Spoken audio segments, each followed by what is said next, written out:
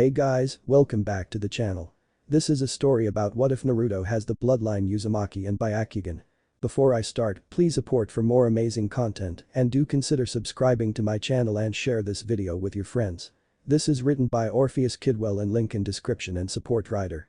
Let's start the video. Prologue. The Pale-Eyed Uzumaki. One Hyuga Hiashi was having a mid-morning stroll on the day of the Kyuubi festival and thought nothing would happen today. He didn't believe today, the 6th anniversary of the Kyuubi attack, would be anything special.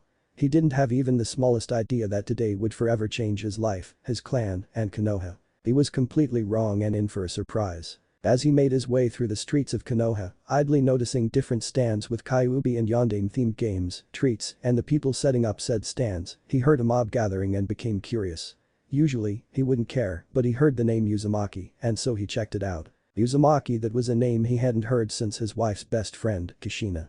Hitomi, Kushina and Uchiha Mikoto were inseparable until, of course, Kushina died 6 years ago, and then Hitomi 3. While he wouldn't usually care about the Uzumaki, his uncle and the eldest of the Hyuga elders, Hyuga Hito, his former lover was in Uzumaki Miko, granddaughter of Uzumaki Mido, the wife of the Shodaime Hokage. Hito had always said that there was a chance of Miko being pregnant during the Uzu massacre, and if she had somehow escaped and given birth, well, that would be great. A Hyuga descended from the Uzumaki and Senju. That would definitely help his clan. So he discreetly followed the mob, wondering why so many people would hate in Uzumaki. Didn't they realize how important that clan had been for Konoha? Stupid civilians. The Uzumaki had done so much for this village. They had given the Shodaime Hokage the seal arrays needed to create Jinchuriki, designed the defense seals on the walls that absorbed chakra to defend against jutsu and keep people from walking up them. They had helped much in the First and Second Shinobi World Wars before their near extinction during said war. The Uzumaki were also the original holders of the 5 most famous contracts of Konoha. They gifted the snake, toad, slug, ape, and dog contracts to Konoha as part of the alliance, and they went out to clans. The Sarutobi gained the ape and toad, which was later gifted to Jiraiya by Hiruzen. The Senju got the slug, the Haddock got the dog, and the Hibi got the snake. That clan sure were slippery as snakes, and with their Dokuten, poison release, as well as immunity to poison, it was no wonder they received it. Too bad Orochimaru had to take it after their near destruction during the Third Shinobi World War. The few left weren't so bad. But those were only the tip of the iceberg of the Uzumaki's influence in Konoha. The Ashi was broke from his thoughts when he saw the mob had surrounded a boy, a blonde-haired blue-eyed boy with 3 whiskers on each cheek, wearing a black shirt with a Uzumaki spiral on its back and black shorts. They were throwing things at him from all sides, stones, glass shards, shuriken, kunai, anything they could get their hands on really, even trash on the floor. It was just, he was dodging all of them, even ones that should be out of his range of sight, rather easily. Everywhere except the byakugan's blind spot. He mentally yelled. From his vantage point, Hiashi activated his byakugan and suddenly, the boy Uzumaki Naruto the Jinchuriki. His eyes lost their azure tint. Replacing them was a pair of very pale eyes rimmed red on the outermost edge of the iris and rimmed purple on the innermost edge. The only thing was the vein bulges of the byakugan were absent. Besides that though, it was obvious to Hiashi that he had the Hyuga's eyes. Could this be? Is he really? I must find out who put a Jinjutsu on the boy's eyes. Only one person would do that. Hiashi finished his thoughts as he saw one of the civilians take out a rather rusty tanto and rush the 6-year-old, ready to strike. In a swirl of leaves and dust, suddenly Hiashi was there, the blade caught in 2 of his fingers. The crowd was silent as they stared at one of the most powerful men in all of Konoha. Hiashi-sama, one of them spoke, almost inaudibly. "Leave, all of you. Before I punish you for the Third's law."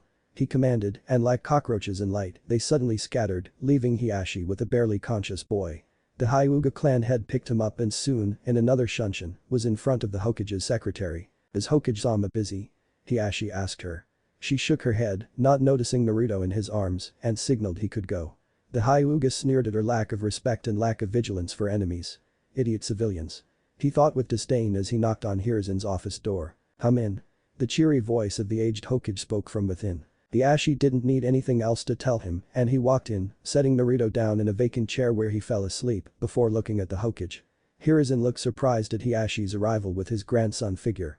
"Hokage-sama, why does Uzumaki Naruto have the byakugan?" Hyuga compound. One Hyuga Hito, an elder of the clan, sat in meditation within his quarters. He looked the very definition of regal.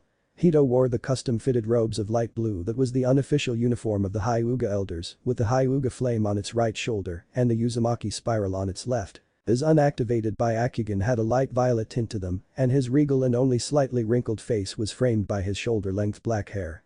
If one were to look at his right hand, they would notice a ring of black gold with a ruby in the shape of the Uzumaki clan spiral on his index finger, a gift from his former lover, Uzumaki Maiko. Oddly enough, that's where his thoughts were at the moment. That was far from a surprise to anyone who knew the aged veteran of the Second and Third Shinobi World Wars though. No matter what he was doing, Hito generally had this look of sadness behind his eyes, the kind of sadness only losing your soulmate can produce. He wore a mask of cold indifference to hide the sadness, but it nevertheless showed up. Every single Hyuga older than 16 knew the reason for his pain. It all happened on a mission near the end of the Second Shinobi World War, back when Hito was still commander of the Anbu under his tiger mask and the codename Tora. Iwa had captured one of Konoha's bases and held all the shinobi in Kinmoichi there as POWs, so the Nidaime Hokage requested aid from the Nidaime Yuzukage, Uzumaki Arashi. He granted it, sending his best Anbu to help in the joint mission. The leader was Uzumaki Maiko. Hito could still remember her every single day. She had the brightest red hair he'd ever seen and eyes of the deepest violet.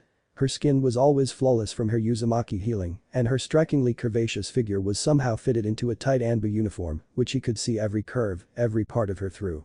Her personality was very rough as well. She was stubborn, dominating and never backed down when she knew she was right. It infuriated him to no end. That of course meant that he was destined to fall for her. And fall he did. The entirety of the mission lasted 3 months.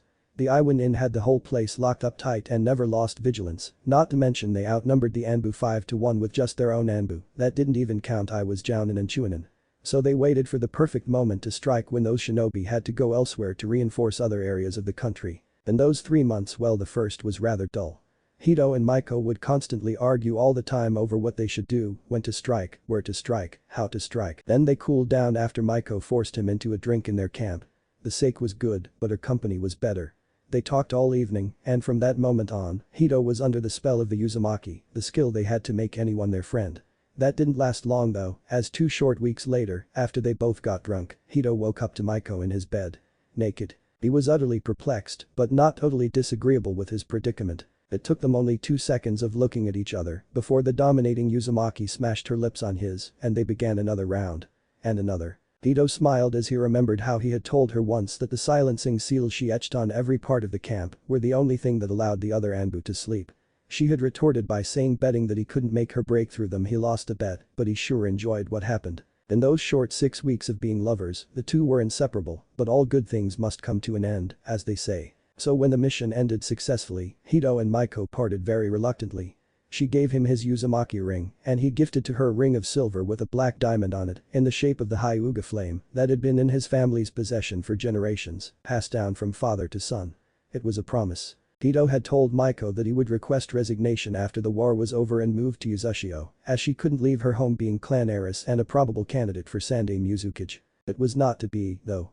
A mere 3 days after Hito got back, news traveled to Konoha of Uzushio's defeat at the hands of Iwa, Kumo and Kiri, and he never heard from her again.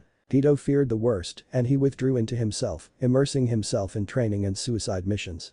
He became cold and logical, even being offered a spot as Hiruzen's elder council, a position en route by Danzu, and he was begged to reconsider his resignation from the shinobi program, but he couldn't do it anymore. For the last 15 years, he's been one of the elders of the Hyuga clan, the voice of reason that saw every possible result of a decision. Hito's meditation was interrupted as a knocking sounded from his door. Hito opened his eyes. "Come in." He allowed, and in walked Hyuga Hiashi as well as Hito. "This is Uzumaki Naruto." Hiashi introduced the young boy. He had sun-kissed spikes of golden hair, 3 whisker marks, tanned skin, wore a black shirt with a Uzumaki spiral on the back and black shorts. His most striking feature though was his eyes. They were pale violet, with a dark violet ring around his pupil and rimmed crimson on the outer edge of his iris. "Son of Uzumaki Kushina," Hiashi continued, and Hito noticed the similarities in the two's facial structure, and that hair. If he had azure eyes, he could almost be the son of the Yondaime, who the Hokage has informed me was the daughter of one Uzumaki. Hito studied the boy a bit more and noticed something else. He held himself confidently, staring him down challengingly, almost like Maiko. Hito whispered. "Hi, Hito. That is not all. The Hokage has reason to believe his grandfather on his mother's side is you." Hito looked upon the young boy, a boy he knew was a Jinchuriki, and tears welled up in his eyes. "Why are you looking at me like that?" He asked in a tone that so screamed of challenge just like his Maiko-chan used to. Hito's eyes shed tears of happiness for the first time in over almost 4 decades, because I'm finally seeing my grandson for the first time, Hito said with a sad smile, and Naruto's mouth opened. He began trembling immediately. Why you're my Jiji? He asked as tears threatened to spill from the lonely Jinchuriki's eyes. With only a slight nod from Hito, he was suddenly tackled by the small, yet strong and swift, body of his 6-year-old grandson. It was a manner most unbefitting of a Hyuga, but Hito could care less about protocol. He thought that his lover was dead when she had apparently given birth to his daughter. He never even would have guessed Kushina, all the time she came over, was his own blood. He never did anything for her a father should have done. He did do everything he could for her simply because she was in Uzumaki, like his dear Maiko-chan. He would not make the same mistake with his grandson. Naruto would be given the training he deserved, the love he deserved, the protection of Hito. Demon or no demon, Hito would love Naruto with the last of his years, however long that may be. Chapter 1. Eyes that see all. 13-year-old Hyuga Uzumaki Naruto sat in his academy class, coldly analyzing all around him. As usual, his byakugan was active. He never turned it off, ever. With his insane reserves he never needed to, and his chakra always recovered after he slept. Since it was always on, people just thought that they were his usual eyes, and for some reason his veins never bulged when his Dojutsu was active. Hito Jiji said it was probably because of his Uzumaki DNA, and it altered his Kekkei Genkai. That's why, even at the very front of the class, he could see Shikamaru sleeping, Sakura and Ino fawning over the brooding Sasuke, Chaoji munching on his ever-present potato chips, Kiba talking with his Ninken, Shino silent, and Hinata off alone staring at him.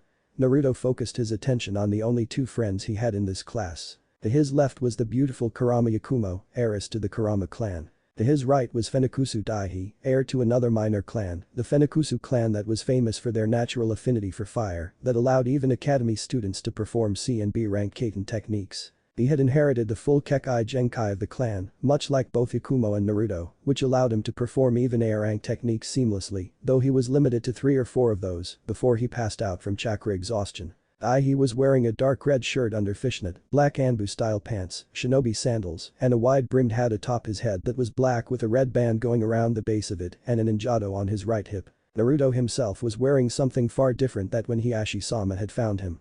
He now had on black hakama pants, a loose-fitting black shirt, and shinobi sandals. His arms were covered in tattoos that acted as gravity, storage, and chakra suppression seals, the first to train his body and the second to improve his already vast reserves, as well as refine his chakra control, which was already stellar because of Hito Jiji's intense training. Jiji's training, flashback no jutsu, again, Naruto.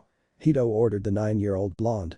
Naruto scowled at his horrible performance and struck the tree once more with his palm. The chakra hit the tree and dented it once more, but no sign of rock was there, even though he was building up earth-nature chakra in his palm, just as Jiji said.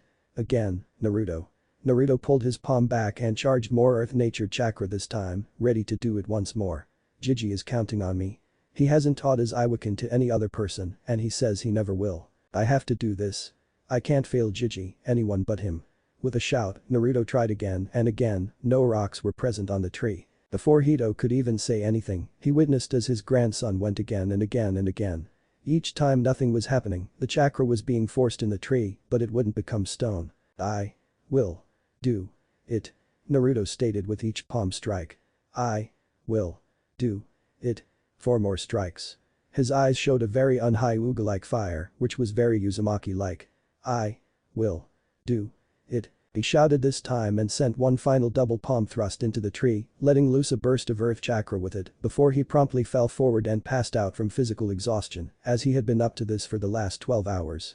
Hito looked at the tree and smiled at his grandson as he saw rock coating the bark in just the barest amounts. Turning on his byakugan, he widened his eyes at seeing that the core of the tree was no longer living but stone itself. Yes, you did it, young Naruto-kun.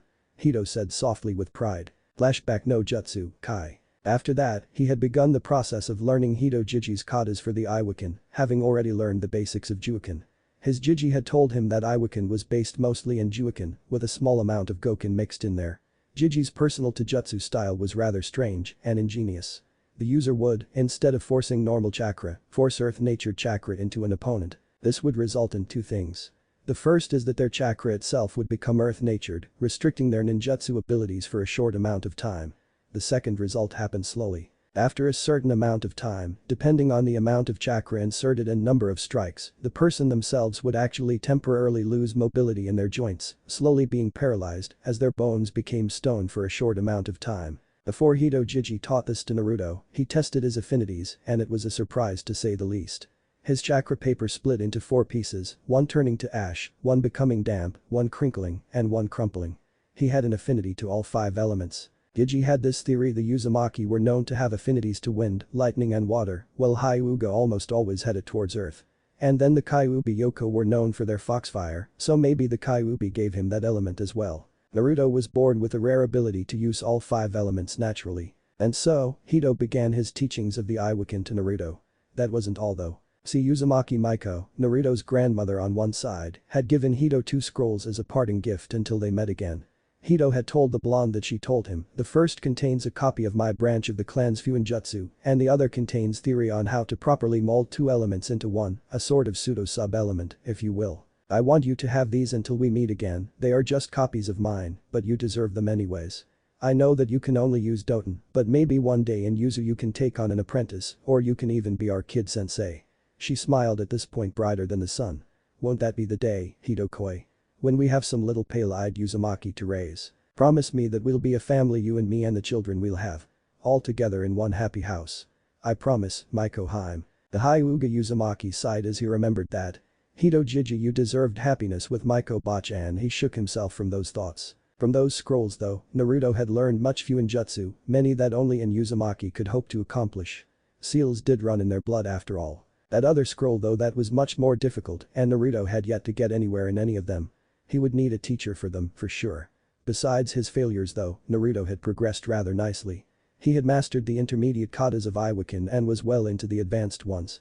With Hito's help, he had even begun to design a variation on the other 4 elements. They were mostly just vague at this point, but he had gotten down how to use each one of the elements in basic Juikan katas and even what effects they had. Aiken, the fire fist, turned the target's chakra to fire nature chakra and slowly gave them 2nd and 3rd degree burns internally. Azakin, the wind fist, turned the target's chakra to wind nature chakra and sped up their chakra network, forcing their tenketsu open and caused them to actually waste chakra with each jutsu they used. Raken, the lightning fist, changed chakra to a lightning nature and paralyzed tenketsu, as well as shot the nervous system, tricking the target's body into jumbling up movements. And lastly was Sukin, the water fist, which changed chakra to a water nature and reversed the flow of said chakra with each strike of tenketsu, confusing the opponent as well as making a useful tool to dispel genjutsu on others. He had named them collectively the Tenshiken, the nature fists.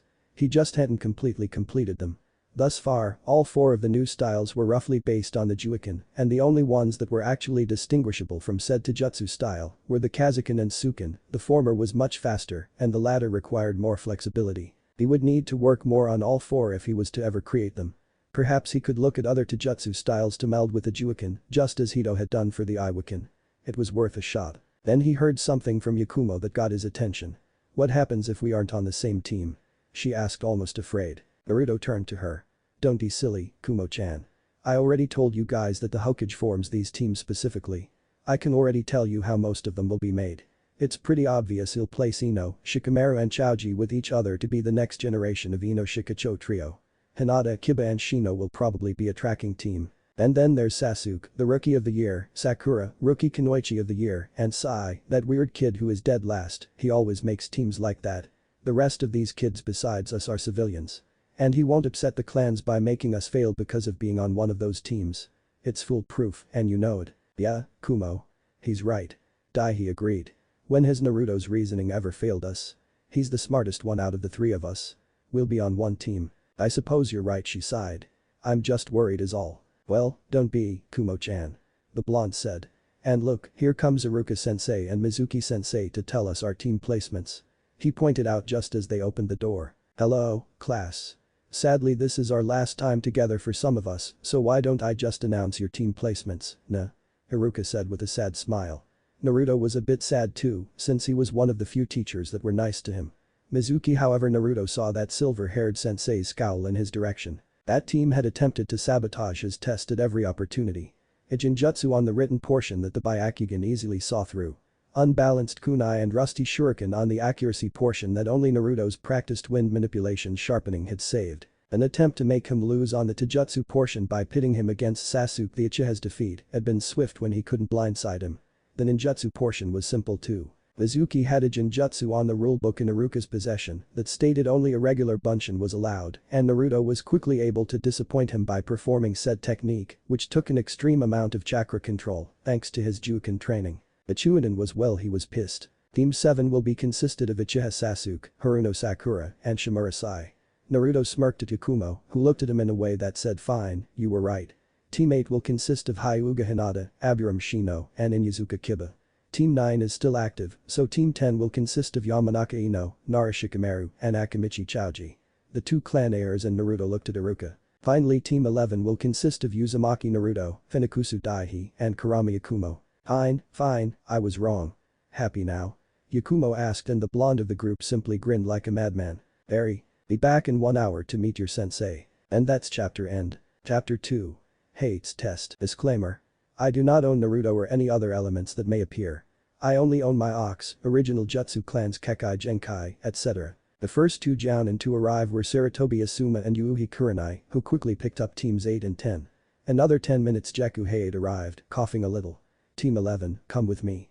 The Kurama and Funakusu heirs as well as the blonde Hyuga all stood and followed the sickly jounin out the door and up to the academy roof. The genin looked at their sensei, who coughed once before speaking. Why don't we, he coughed again, introduce ourselves?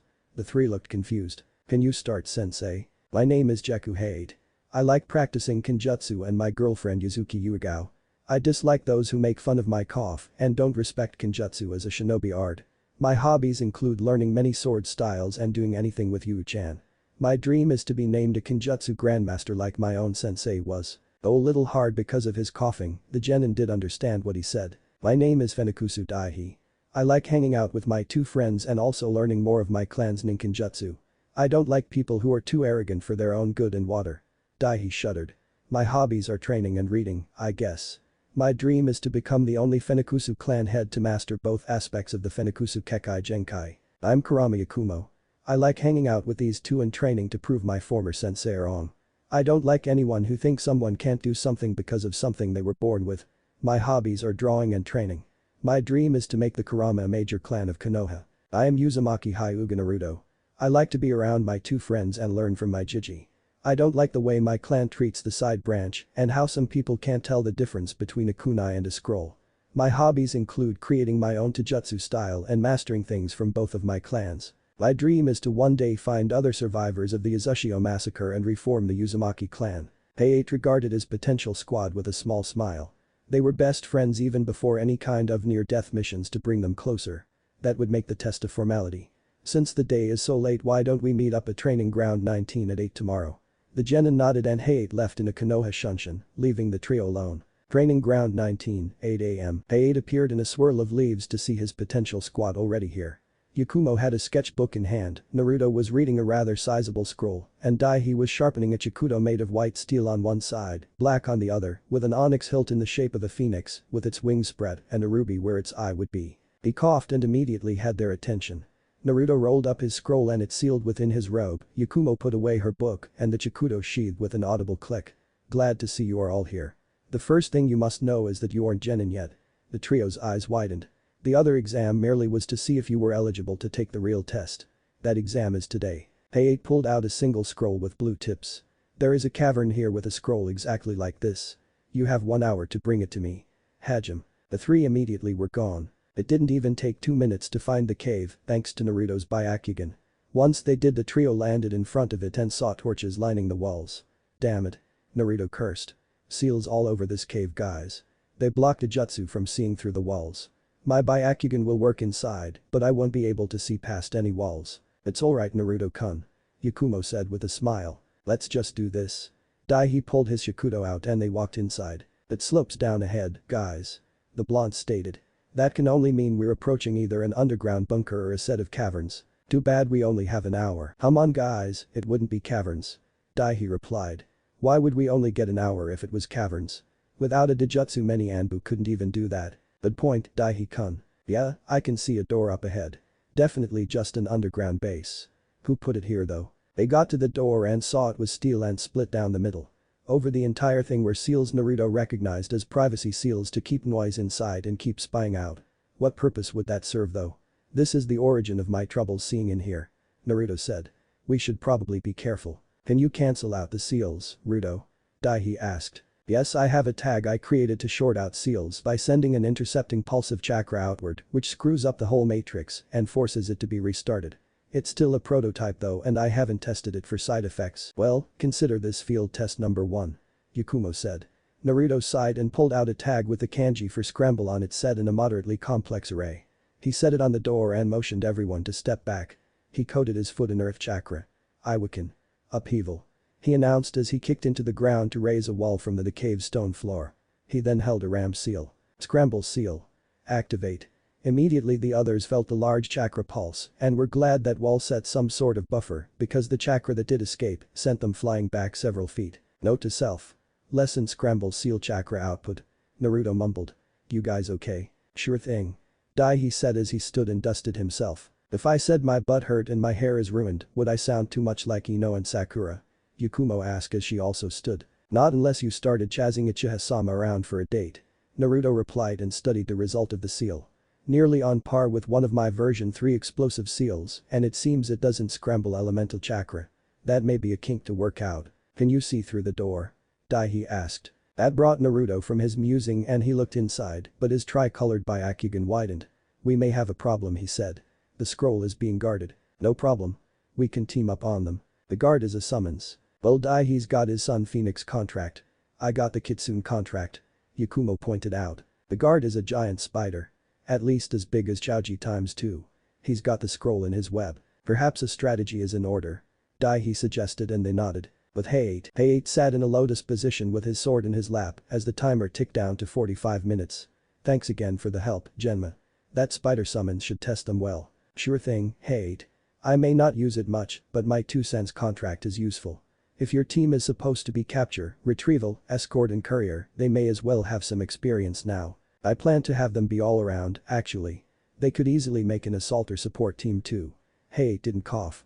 A fact known only to Genma, Yugao and the Hokage was that his cough was an act to get enemies to drop their guard on him. He only told those he trusts the most. That is, if they pass. If they pass. Hayate agreed. Back with the genin hopefuls. Iwakin. Crushing blow. Naruto shouted and slammed his fist into the steel doors which shot off their hinges and into the room, one smashing into the spider's left side. It scurried back, limping slightly. The creature stood 3 feet above the genin with a mouth dripping with poison, 8 eyes situated on its head. The back of this menacing summon was brownish with lighter and darker shades swirled of that color swirling in an intricate spiral. It dashed forward with impressive speed at Naruto, but Daihi quickly got in front. Grand dive of the phoenix. His sword became coated in white flames as he performed a jump slash that the arachnid dodged neatly. Naruto used another of his grandfather's moves. Iwakin. Grand divide. His fist hit THR cave floor and a fissure formed under the spider and it fell through. It'll come back. Daihi burned the web and get the damn scroll. The usually calm Hyuga was stressed as this was his first real fight. And come on, it's a freaking spider the size of an Akimichi. Daihi swung his sword and embers jumped to the web. Spitfire of the phoenix. Quickly Akumo then focused on channeling chakra into her sketch pad to create a genjutsu where no flames touched the scroll and Daihi caught it while Naruto watched the crevice. The little known fact of Naruto's byakugan was that it differed from other Hyuga in that he could both see in the dark and see differences between elemental chakras. The night vision aspect caused his eyes to become pale crimson while the other made his eyes turn pale violet. You got it? Naruto asked. Yeah. Then let's get the hell out of here. That thing is extremely angry. He replied and performed a few hand seals. Uzumaki barrier seal. He slammed his hands to the ground and a light blue energy wall covered the crevice just as the spider ran into it. The trio ran. How long will that hold? Yakumo wondered aloud. 2 minutes if we're lucky. And if we're not? Daihi asked. Just then they heard the skittering of a scurrying spider. We're not. Naruto replied and pulled out many kunai before channeling wind, fire and lightning chakra into them. Each one became coated in flames and sparks as well as became extremely sharp before he threw them.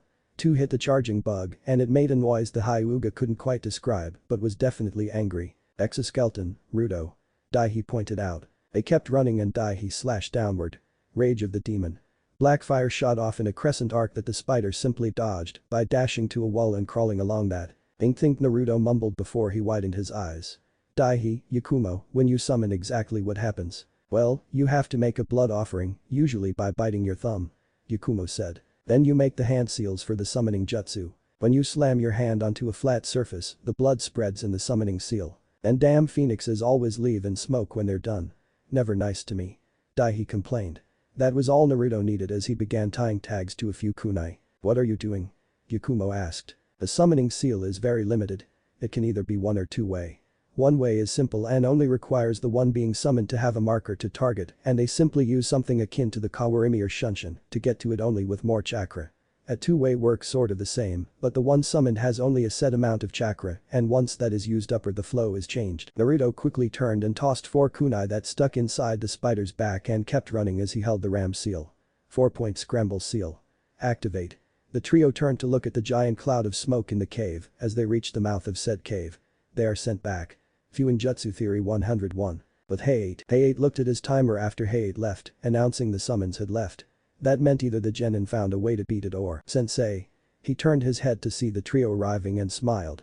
Besides looking a little bruised and sweating, with a possibly incurable case of minor arachnophobia, they were just fine, with 2 minutes to spare. Hayate took the scroll from them and opened it, nodding to himself. Congratulations, you are now Konohagakure Genin Squad 11. We'll meet here tomorrow at 7 am for training. Do not be late. You are dismissed. The trio nodded as Hayate left in a swirl of leaves before collapsing to the floor comically as soon as he left. Are we all agreed Hayate-sensei is a maniac for making 3 academy students go through that? Yakumo asked. Agreed, the other two said before all 3 new genin passed out as their adrenaline left their systems. Training ground 19, 1 week after exam. Hayate stood in one place equal distance from Fenikusu Daihi and Hyuga Uzumaki Naruto. Kurama Yakumo was off to the side. Hayate coughed once and then held up a single hand and let it fall down before jumping back next to Yakumo. This was the signal for the 2 shinobi in training to begin. In a burst of speed, Naruto channeled lightning chakra to his feet and dashed forward.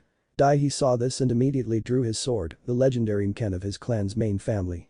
His shakudo shone in the sunlight as it was enveloped in twin swirls of black and white flames to create a double helix of blaze release chakra. Spitefire of the Phoenix. Daihi slashed his blade and Naruto's eyes widened before he channeled water chakra into his throat and spat a stream of water to put out the embers, having to stop his movement to retain focus. Daihi took the opportunity to coat his feet in phoenix fire and dashed forward before aiming a spinning kick for his opponent's head. He saw the grin his friend wore and cursed. Iwakin. Upheaval. A wall rose upright into his midsection and sent him flying a few feet before he landed on his feet. He knew his ribs were possibly bruised, but otherwise he was fine. Iwakin. Grand Divide. As soon as he heard that, Daihi jumped up high and charged a small amount of his Kekai Genkai's chakra into his feet. Blaze release. Rocket Jutsu. He yelled and white flames burst from his feet and allowed him to remain airborne long enough to land away from the crevice and turned only to find Naruto in front of him. Daihi ducked the first 3 palm strikes and then jumped back before slashing down. Black Crescent. A slash of hellfire shot forward to the Hyuga. Naruto jumped to the left of it quickly and tossed 3 kunai with tags attached to Daihi. 3-point explosive seal. Activate. He announced and Daihi tried to jump above it only for another kunai to pass above and below, just as he heard Naruto say 2-point chakra draining barrier seal. Activate. A double-layered globe of purple light surrounded him, and before he could regret his mistake, Daihi was out cold from chakra exhaustion. Hayate caught the boy before he fell to the floor and announced Naruto was the winner. 1 week later, Hayate stood before his team with a small smile. After 2 weeks of your spars I have come up with a schedule for you 3 to train. By now the 3 barely noticed his coughing and took it in stride. The Jimnin paused before continuing. There is only one of me and you 3 have much different styles. Even though I can help Daihi the most, you 2 will not be ignored. Only a worthless Jimnin sensei would do something like that. What will we learn then, sensei? Yakumo asked. I will help Naruto in lightning manipulation, since it is my affinity, and Yakumo, I want you to learn genjutsu that don't require your sketch pad. You will one day surpass Ikki Kurenai in that art. She nodded. We will begin tomorrow in training because now we have something more important, the genin groaned. Today's D rank. After D rank, Hyuga compound. I'm back, Jiji. Naruto announced as he got to the building Hito's branch of the main house Hyuga stayed in, aka Hito and Naruto. It was a 4-bedroom building in the traditional Japanese style made entirely of wood. The blonde made his way to the back of the house, as that's where the training ground belonging to his grandfather was located behind the house. Back there he saw the old man who took him in performing the pinnacle of Iwakin, a move which got him the moniker of Chikadoriga no Hito, Hito the Earth Dragon. He was crouched down with both fists pressed onto the floor before he slowly rose, and one hand his left became rigid and straight as he glided it down his right arm, and then his fist was pressed to his palm, and both pressed to his chest as he inhaled before punching out with his right fist from 10 feet away from where the dummy was. Earth Dragon's Tyrant Killer. He announced as a dragon of pure stone emerged from his fist and shot forward, causing the wooden dummy to erupt in splinters. Naruto was in awe just as he was any time he saw the move. It was downright scary how powerful it was. It was one of the final 3 moves of Iwakin, part of the Grandmaster katas. He was nowhere near those as he had barely gotten into the advanced ones. If Grandmaster was S rank, advanced was high C rank to mid B rank. He was almost a Chunin level user to Hito's cage level mastery. And he still had to make 4 more styles. Naruto shook his head before walking to the old man he respected even more than Hiashi-sama or Hokage-sama. Hey Jiji. Maybe you should just quit. Your age is messing you up. I mean, that tyrant killer was much smaller than the one I saw last month. Hito turned to his grandson with a smile as he ruffled his hair. And I can still beat you into next week, Gaki. Don't forget that. The two grinned at each other before Hito pulled 2 scrolls from his robe sleeve and handed them to his grandson. Why don't we start up on these from the Jiken? They'll help with all your other styles, trust me. Just don't tell Hiashi. Gaki. Hito had a conspiratorial grin on his face. Naruto gaped as he saw the Jinin level moves his grandfather would teach him. Jiji, are you sure? Of course. No grandson of mine will be beaten by anyone. You've got the pride of the 2 greatest clans ever on your shoulders. The Senju and Uchiha may be great, but the Uzumaki took on 3 hidden villages alone and left no survivors, and of the 3 great ninjutsu which still has a clan of users. Last time I checked, 1 genin doesn't make a clan. The Hyuga believe in you, and if you don't find the surviving Uzumaki, who will? They are your heritage, my boy. Naruto smiled. Thanks Jiji. He looked at the scrolls again with a smile. I'll have the rotation and 64 palms down in no time. Time skip. 6 weeks later, mission board. Hey8 and Team 11 stood in a room that held handbills for all the currently unclaimed missions for Konohagakure up to A rank. They were spread across 4 boards, 1 on each wall. The east wall was the largest and held all the D ranks. This is where most genin picked from. Team, it has been 2 months that we have been together as a squad. I know your individual levels as well as how strong you are as a team. For that reason, we will pick from the north wall today. The genin squad's eyes shone brightly. The north wall had C rank missions, one of which easily paid 10 to 15 as much as a D rank. At the north wall, the squad browsed through the different possibilities. C ranks were pretty much bandit camp extermination, courier, escort and retrieval, as long as any ninja involved that may appear to stop the mission was low C rank or below in rank. If one showed up between mid C rank and low B rank, it became a B rank mission. From mid B to high A was A rank, and any S rank would heighten the mission to S rank, which only the Hokage could approve. This one? Hey8 said and pulled one down. There's a small band of thugs terrorizing a village 50 miles from Konoha called Rocketm, probably 10 to 15 in all. No ninja in the band. The payment upon completion is 7,000 rim, 1 rim equals $1. Seems easy enough. The others nodded. Definitely. Die, he said, grinning. Stock up for a week's worth of supplies and meet me at the north gate in an hour. He was gone in a swirl of leaves. North gate, 8 a.m. Hey8 appeared before his team in a swirl of leaves at the specified time and saw another group of genin there with an old man. One was the Uchiha survivor. Hey8 hadn't really met Sasuke, but Yuigao had been on his security detail a while back and said he was an arrogant snob, even if he did seem to have dedication and skills in ninjutsu. The second was a pink-haired civilian fangirl by the looks of it. You could tell by the way her hair looked to be something that took hours to get right, and she was mooning over Sasuke, practically undressing him with her eyes, or the 12-year-old equivalent of such an action. The last was a boy with the fakest smile Hey8 ever saw and dressed in Anbu-like clothing that showed his midsection. That Tanto looked like standard issue Anbu. This was Kakashi's team, if Hey8 trusted Yuigao's stories. The fact is that when you have an Anbu captain for a girlfriend and listen when she talks, you can piece together 1001 things about the hidden village you're in. And that was without her ever spilling one secret only Anbu and the Hokage should know. Even without trying, she never did such a thing. His team was actively ignoring Kakashi's and vice versa, except the one with the Tanto. He was trying to speak to Naruto. Alright team, let's go. The quartet left in 4 bursts of speed out the gate then. Why can't our sensei be on time? Sakura asked in one of her few moments of non-fangerliness.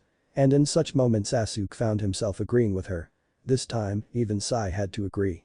Why did Kakashi always arrive 2 hours late? Back with Team 11, they traveled among the treetops at mid-genin speed, being about 7 miles an hour. While the 3 males of the team could go at least high genin speeds, Yakumo had to be taken into account. Ikumo was born with a naturally weak body. It was for this reason when Ikki Kurenai took her as an apprentice 4 years back that the Genjutsu mistress of Konoha told the Hokage she would never be a good ninja. Needless to say, Yakumo did not like this. The Kurama heiress decided to prove the red-eyed ice queen of Konoha wrong, and that's when Naruto and Daihi found her training at their favorite part of Konoha's forests. She told them her story and they agreed to help. She had gone from physically weak as a fangirl to mid-genin in 4 years, thanks to the boy's patience and Naruto's gravity seals. For that reason, Yakumo would always be eternally grateful to her two friends. So they made their way through the trees. This was the preferred method of travel for any and all Konoha shinobi.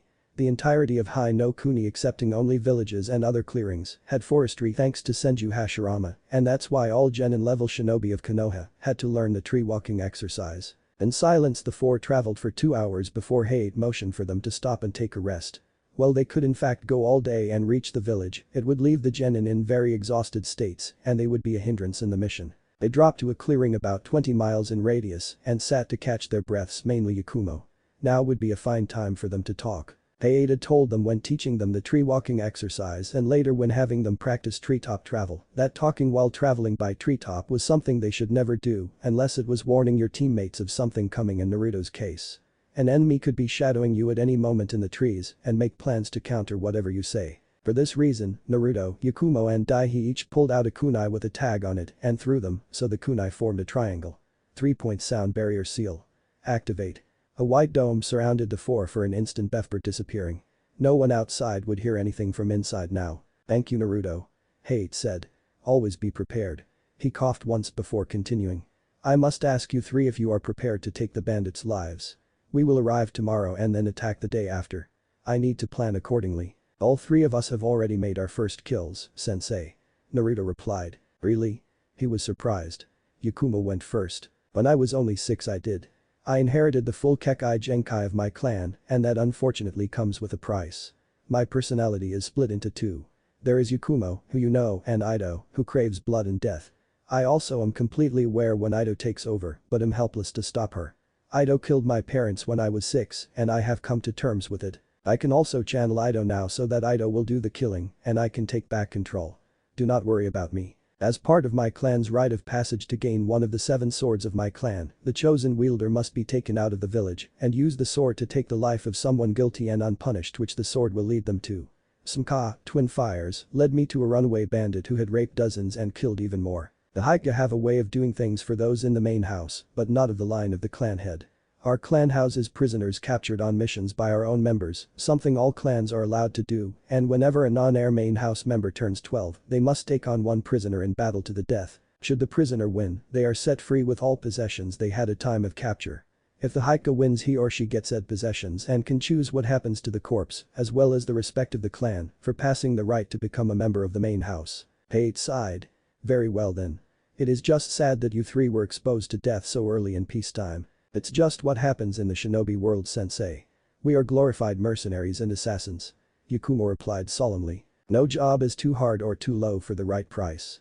Daihi continued. For that is the way of the shinobi. Naruto finished as Hade nodded. It was a famous quote among the elemental nations, especially in Konohagakure and Hai no Kuni. When asked what they thought shinobi meant, the Sannin had replied that way, with Tsunade having Yakumo's part, Jiraiya having Daihi's part and Orochimaru with Naruto's. Times certainly were darker during the Second and Third Shinobi World Wars. They were silent for the next 5 minutes as each person ate ration bars.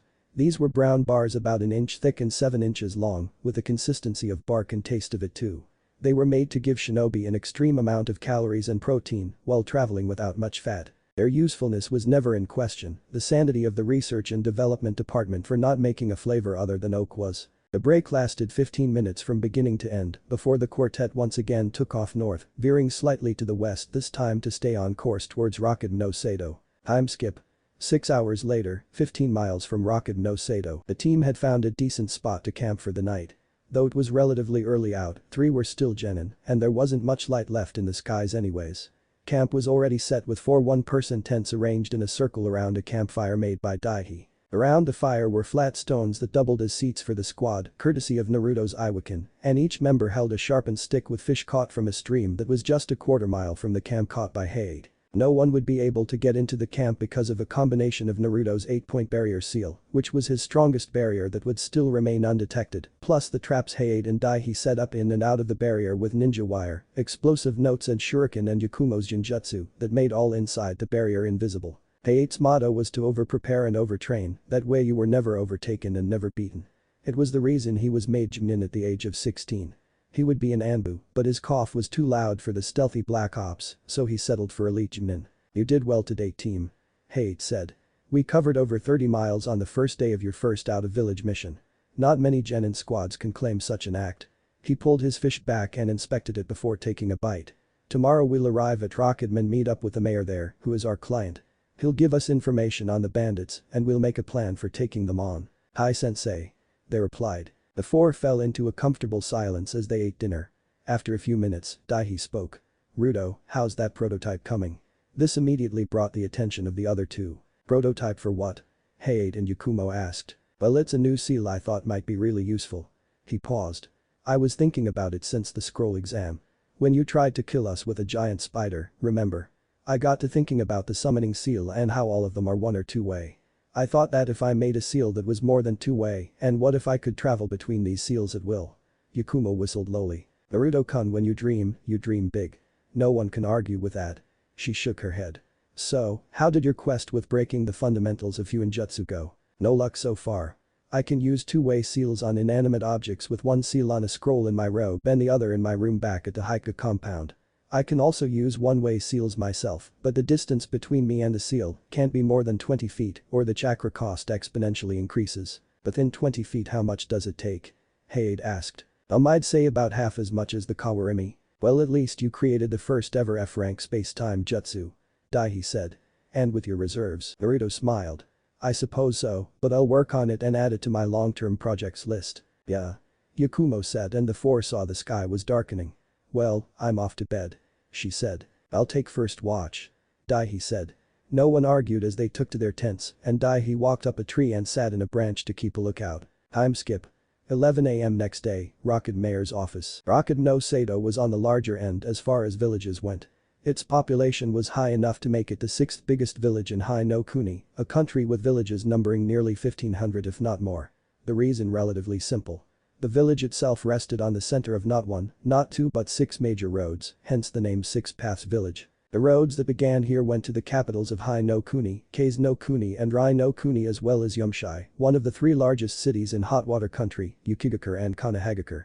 The city had grown exponentially over the years from the travelers and merchants inside it. There was a slight problem. A group of bandits had recently taken to ambushing merchants and other travelers coming towards the city, and even after 6 weeks the local guards had no idea where they were located. They always went to a different road each time they attacked and never attacked in a discernible pattern in location or time. The locals estimated there were 10 to 12, but there could very well be more than that.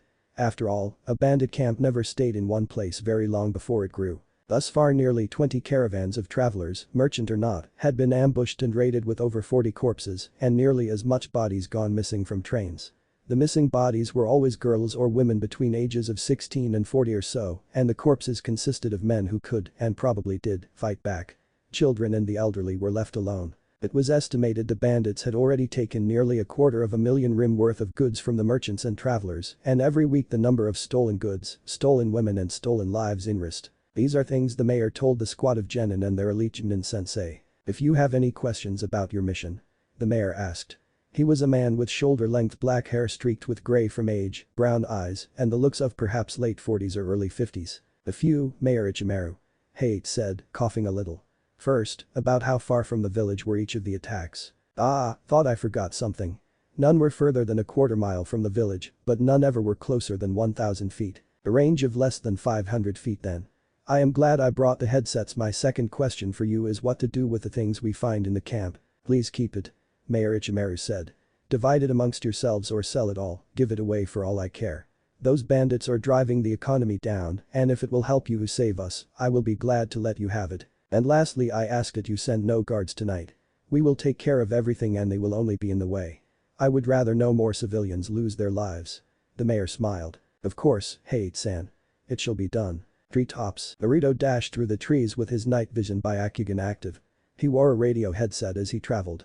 Hayate's plan was simple enough. Step 1. Hit Naruto. Run in a ring around the village on the lookout for the bandit camp. By the Junin's estimation, the camp would be between 900 and 1700 feet from the village and less than 200 feet from any road. Close enough to ambush any road, but far enough they could have ample warning if anyone trampled through the forest towards them, like, for instance, a platoon of village guards. He'd been out since 2 and it was roughly 6 hours of searching with his byakugan.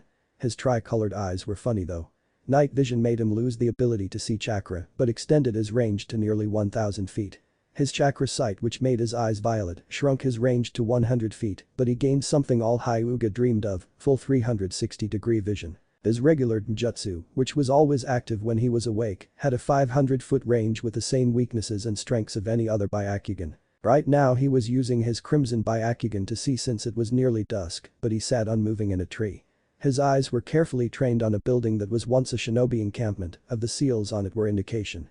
Many of these were spread throughout the elemental nations. They were temporary bases for shinobi during the 3 wars, and this one looked to be one from Iwa because it was compiled completely out of stone. The seals on it were simply chakra suppression seals to stop anyone from sensing chakra inside. He easily saw inside though. "Sensei, Kumo-chan, Daihi. I found them." He spoke into his headset. He was already situated in a sound barrier seal, so he wasn't fearful of anyone hearing him. "It looks like there are 30 of them, not 15. There is one leader as far as I can tell. He's a Nukenin too, but I looked at him earlier with my violet byakugan and he seemed to be about high genin or low chnin in strength. There were also 37 women in a large cage ranging from age 15 to 42 and all civilians from their chakra. All of the stolen goods look to be kept to one side of their base, which I have deduced is a former Iwa encampment from one of the wars. They are situated roughly 125 feet east of the Yukigaka Road and roughly 1100 feet from Rocketm. "Thank you, Naruto." Hate replied. "We will be there shortly." "Are there any guards stationed?" "Yes. No humans though. The Nukenin, while only low C rank, holds the cat contract. They patrol the ground rather vigilantly but only the ground." Be more specific." "There are many cats. Wild cats. The ones I see are small, mere kits. I've counted a lynx, 2 tigers and a mountain lion though. He probably has enough chakra to get 1 teenage summons and not any of the bigger ones for battle." "Alright. Do not do anything until we get there. Sensei. After this is over, if it is there, Naruto." It took 10 minutes for them to arrive and by that time Naruto had taken a soldier pill to replenish his chakra. They dropped into the same tree as him then. "Locations?" Hayate asked. "They're eating dinner now. All of them are gathered in the center of the building. The prisoners are kept in a cage of steel set into the east wall. The stolen goods are located on the west wall. The only room is situated on the south wall, just in front of us, in the center, and is 20 feet wide by 20 feet long. The Nukenin, he's from Kiri, has been going in and out of it and no one else goes near it. The tigers disappeared just 3 minutes prior, meaning their chakra depleted." Hayate nodded. "The plan is simple. First Naruto, get rid of the lion and lynx at one time, while Yakumo sets up a genjutsu version of them to trick anyone who might look out. I would use a lightning jutsu to drill through the wall of the leader's office. You'll need this." Naruto held out 3 kunai with tags. "These are for my 3-point sound barrier. If you take Daihi he'll explain them." Hayate took the kunai with a nod. "I will give you word when I am through and at that time Naruto and Yakumo execute planned prison break from the roof. Have 5 stone clones ready, Naruto. While the prisoners are being freed by Yakumo and the clones, Naruto and Daihi will isolate the leader and use teamwork to hold him off until I take down the bandits and come to aid them if necessary." Without a word the team left. Naruto and Yakumo immediately jumped to the roof of the cube-like stone building and Naruto's byakugan turned violet as he searched for the signatures of the summons and waited. He walked to the south end of the roof and both Genin saw the cats cross paths just as 3 things happened. First Naruto's eyes turned back to milky white. Then he tossed a kunai that had a seal tag as he quietly said wide-range disruptor seal. "Activate." The last was that as soon as the summons left in clouds of smoke, 2 identical copies shimmered into existence when Yakumo whispered Genjutsu. False copy jutsu. The false copy jutsu simply made an illusion of any object the user could imagine and was a low-ranking illusion being one of the earliest the Kurama clan taught their children at age 6 since by that time all D-rank techniques were well within reach. As soon as that happened the pair made their way to just above the prisoners and Naruto pulled out an ink brush and quickly wrote out a seal array, drawing a circle around it. He looked at Yakumo, who was ready in an instant to cast another illusion, and smirked. "The lions sing and hills take flight." He spoke into his headset. It was the first of 4 messages they would use to tell the other group when to begin their part. With Hayate and Daihi, "The lions sing and hills take flight." The two swordsmen stood right where the office should be, and Daihi took the kunai from his sensei and stabbed one 20 feet to their left and 20 feet to their right in the wall. Rudo's a prodigy of Fuinjutsu, sensei. The sound barrier he learned from his grandmother's scroll, but he uses multiple copies of each seal to increase accuracy and strength of the seals. By setting a sound barrier in 3 places, he stabbed the last into a tree behind them, an equal distance from the other two. They perform something called triangulation. Only parts inside the triangle they form are affected and 3 barriers are created. Daihi held a ram seal. Rudo taught me how to use his tags, but I'll have to constantly feed chakra into them and concentrate unlike him, so don't take too long. Hayate was impressed with his students' work. All of them made him proud, really. He had received the top Fuinjutsu, Jinjutsu and Kenjutsu user of this year when nearly all clans of Konoha had an heir in attendance. His luck really seemed to be good. 3-point sound barrier seal. Activate. Daihi announced and a white barrier shimmered before disappearing from sight. Immediately Hayate pulled his own katana out and held it in both hands while he channeled lightning chakra into it. Sparks began to dance along the steel blade. He then stabbed the blade into the wall at the floor and it slid through like a hot iron through butter as he slowly created a arch-like incision in the 3-inch thick stone. It took over 10 minutes to completely get through and when he did he pulled back and sheathed his blade. Daihi released the barrier and looked at his sensei as the Junin talked through the headset. The moon by day and the sun by night. He said. But Naruto and Yakumo, the moon by day and the sun by night. The voice of Hayate came loud and clear to the 2 genin and each made a ram seal. Alchemy seal. Water. Activate. Master illusion. Dream twist. Oten. Rock clone jutsu. First the seal glowed bright blue before the stone changed composition into another of the 5 basic elements, water, inside the circle. Next Yakumo's master illusion, which was one of the Jinjutsu types only she could use because of her Kekai Genkai, took effect and the water fell to the floor, but no one even perceived it falling down or noticed the hole in the wall. Lastly Naruto made 5 clones of the stone roof with pure nature manipulation alone. Yakumo already had another illusion ready too. Chaos illusion. Frozen memories jutsu. The 7 jumped down to the cell and the women all looked at them, then to the thugs who didn't seem to respond at all. Don't worry. Yakumo said. We're shinobi of Konoha and we're hired by the mayor of Rocketm to save you. I already have an illusion set up that will make them see you girls just acting depressed and what you've been doing the last few days. The women were wide-eyed as Naruto spoke. These 5 are rock clones I just made and we'll take you up in groups of 5 to the roof. Stay there until we come to get you and then we'll take you all to Rocketm no Sato after we've taken care of the bandit problem. Thank you. One teary-eyed woman in her mid-30s said. The Heike Uzumaki smiled. That's doing our job. He said cheerily before watching as they all were taken in 2 minutes, Yakumo too, and his clones went up top to act as guard. Blind woman, deaf man, jacked-off fool. He stated through the headset. But Hayate and Daihi, blind woman, deaf man, jacked-off fool. That was their signal. Daihi pulled out his tanto and charged it up with phoenix fire before stabbing the stone arch in the center. Passage of the Phoenix. In mere moments the arch literally melted into magma and hardened into black obsidian on the ground. The 2 swordsmen walked into the office and Hayate spoke the final line of the password. Let the Lord of Chaos rule. But Naruto, let the Lord of Chaos rule. And that was his cue. Naruto charged earth chakra into his fist and slammed it into the ground, tearing the bars of the prison from the ground and twisting them as he did so. Iwakin. Grand Divide. The fissure was formed just as Naruto heard an explosion and saw said explosion from the leader's office, sending the stone door off its hinges and crushing 2 bandits underneath. His own personal earthquake had killed 4 slow-moving men who fell into the hole a good 50 feet and broke their backs, necks or legs, depending on how they landed. Starvation would kill them off eventually. The blonde kicked the bars with earth chakra running through his feet to send them flying and dashed right for the Nukenin. The man had light skin and brown hair with matching eyes. He wore a blue shirt and blue Anbu-style pants with a tanto on his waist and his scratched hit-eyed around his neck. A rather large scroll was across his back as well. The man saw Naruto coming and kicked out, but Naruto, now with Violet Byakugan active, rolled under it and got back to his feet.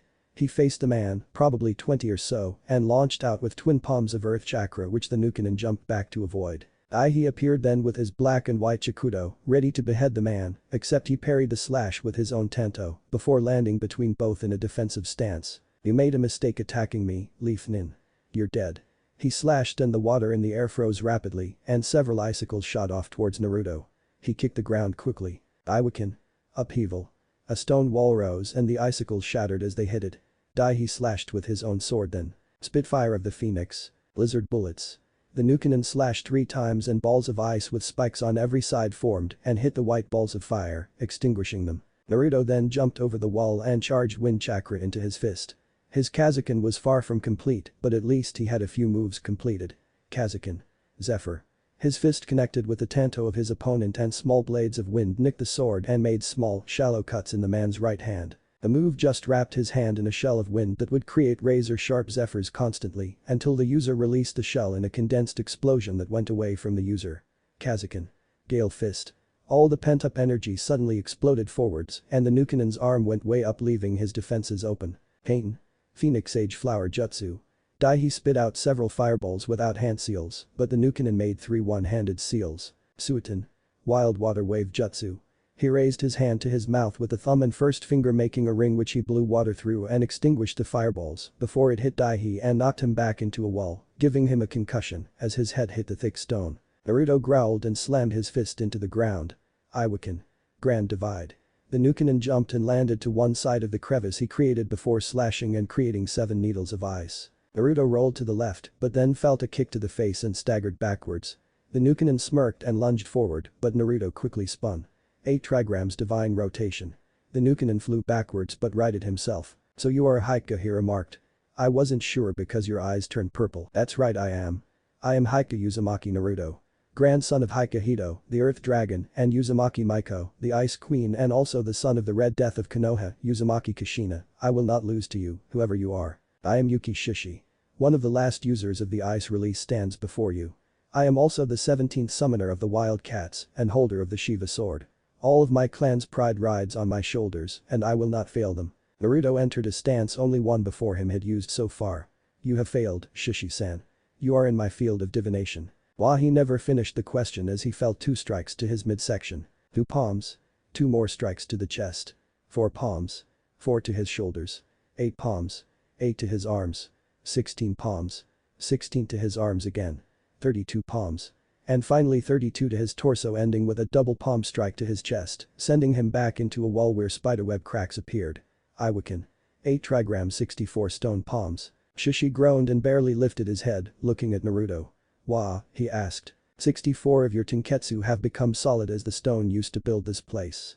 Your chakra has also temporarily become aligned to earth release. You will be unable to move, Shishi-san. That makes this easier. Naruto pulled out a single kunai and walked up to the man. He struggled but was stuck in the wall. The Haika locked away his emotions as he prepared himself. He imagined the Haika flame and placed all his emotions within before putting himself inside a void and putting the flame just outside it. He became one with the void and one with the world. While in the void no emotion could get through. This was the secret technique the Haika had used for generations to seem so cold in battle. Hito had passed it to Naruto after his first kill.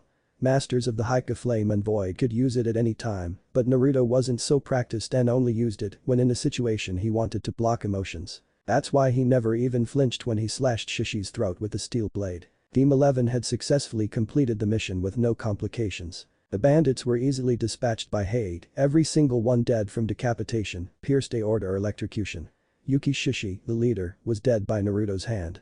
The women were all saved without a single casualty and welcomed into Rocketm, with both groups extremely grateful to the squad. The squad went through the supplies the bandits had as well as their stolen goods and split them accordingly.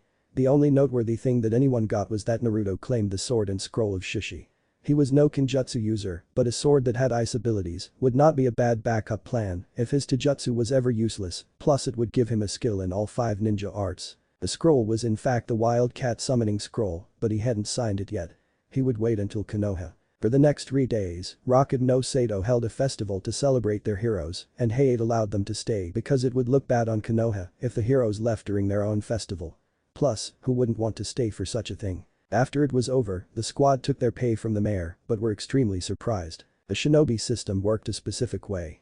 The village took a 10% cut of every mission pay. This was what the client paid beforehand and was a deposit of sorts. The other 90% belonged to the ninja or team and was paid after the mission was over to said individuals.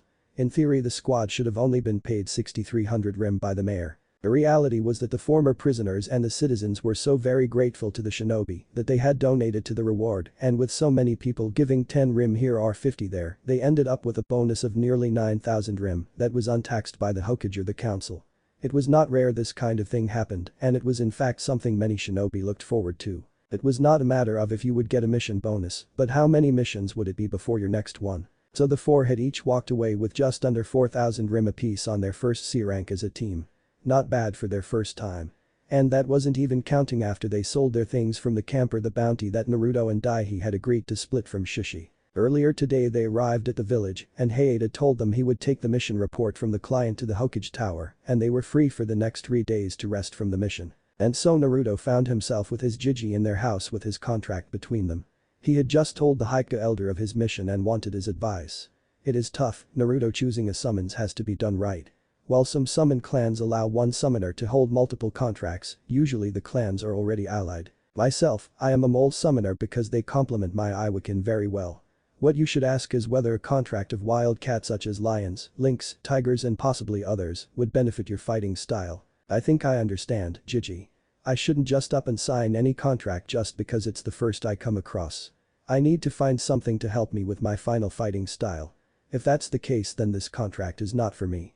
I need a clan that can help with all the styles of my Tenshinhan. Do not get rid of it though.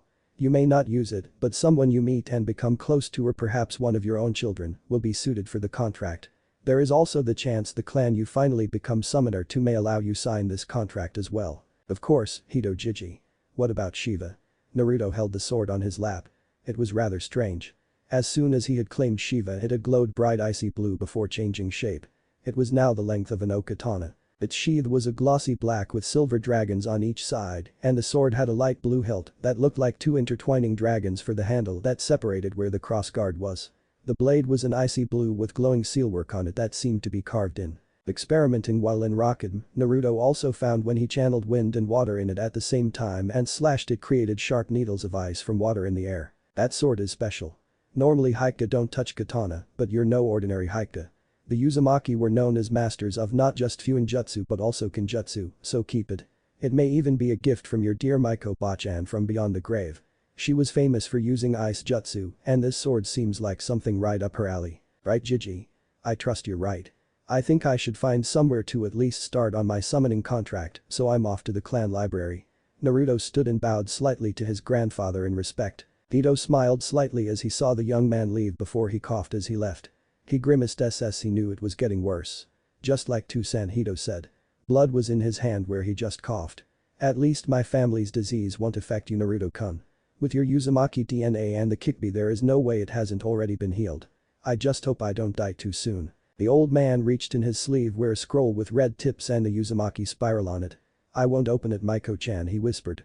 I promise to only give it to our child on my deathbed and Naruto is the only child I've ever had. Meanwhile Naruto walked along a path inside the compound when he saw something ahead which made him sigh. The other genius of the clan, Neji. He saw the boy who was older than him by a year talking to a cowering Hinata. Now Naruto was not one to use curse seals, but sometimes that boy made him want to use the caged bird seal on him. Neji was making some speech on fate and Hinata being weak or something. Naruto wasn't paying attention. If you heard it once you've heard it 1,000 times. The two saw the blonde approaching and Neji scowled but bowed nonetheless. Good afternoon, Naruto-sama. Get out of here before I make up my mind whether I should fry your brain, stop your heart or turn your lungs to stone, Neji. The branch house member left mumbling something about fate as Naruto looked at the brunette. Are you alright, Hinata-sama? He asked. Thank you, and Naruto KK-kun. She stuttered. Hinata-sama, you should control that stutter. Neji can only do that because you don't have much confidence in your abilities. I'm sorry, don't apologize to me. Naruto mumbled. Where were you going anyways, Hinata-sama? The lib library.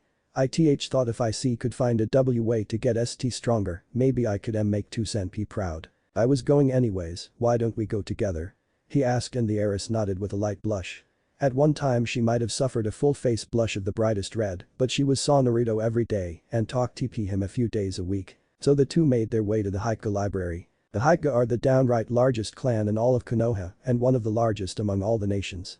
This is one reason that they hold one of the largest libraries of any clan of the Leaf, second only to the Uchiha. The building itself holds hundreds of thousands of scrolls created or collected over the long life of the clan since the first Hike Hirin, who was the only son of the Uchiha who was born with the byakugan instead of the Sharingan. It is a total of 12 floors high and set up like a tower or spire made of pure chakra steel and covered in a multitude of seals from the only Hike Fuinjutsu master, Hike Hijin. The library was a magnificent building. The pair walked inside, and shelves of scrolls lined all the walls of the first floor, ladders set to reach the higher ones, and a single spiral staircase in the center of the building to get to the higher floors. Each floor had to be as big as, if not larger than, the Chunin exams arena floor. Then they walked up the staircase and Naruto stopped on the third floor. "See you, Hinata-sama. Next time Niji bullies on you, just teach him who's boss, okay? Because that's who you are. You're Hika Hinata, next in line to being clan head."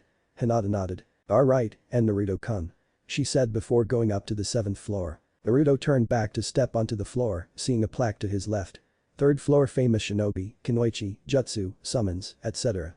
Biographies and explanations." He nodded to himself. This would be perfect to figure out the best contract to look for. He set out in search of exactly that. Time skip. 4 hours later. "Konoha is bust," Naruto mumbled as he saw the stack of scrolls to his left which he had read.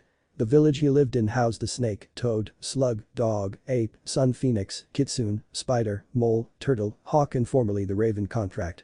While some might have matched one aspect of his style, none would completely match up.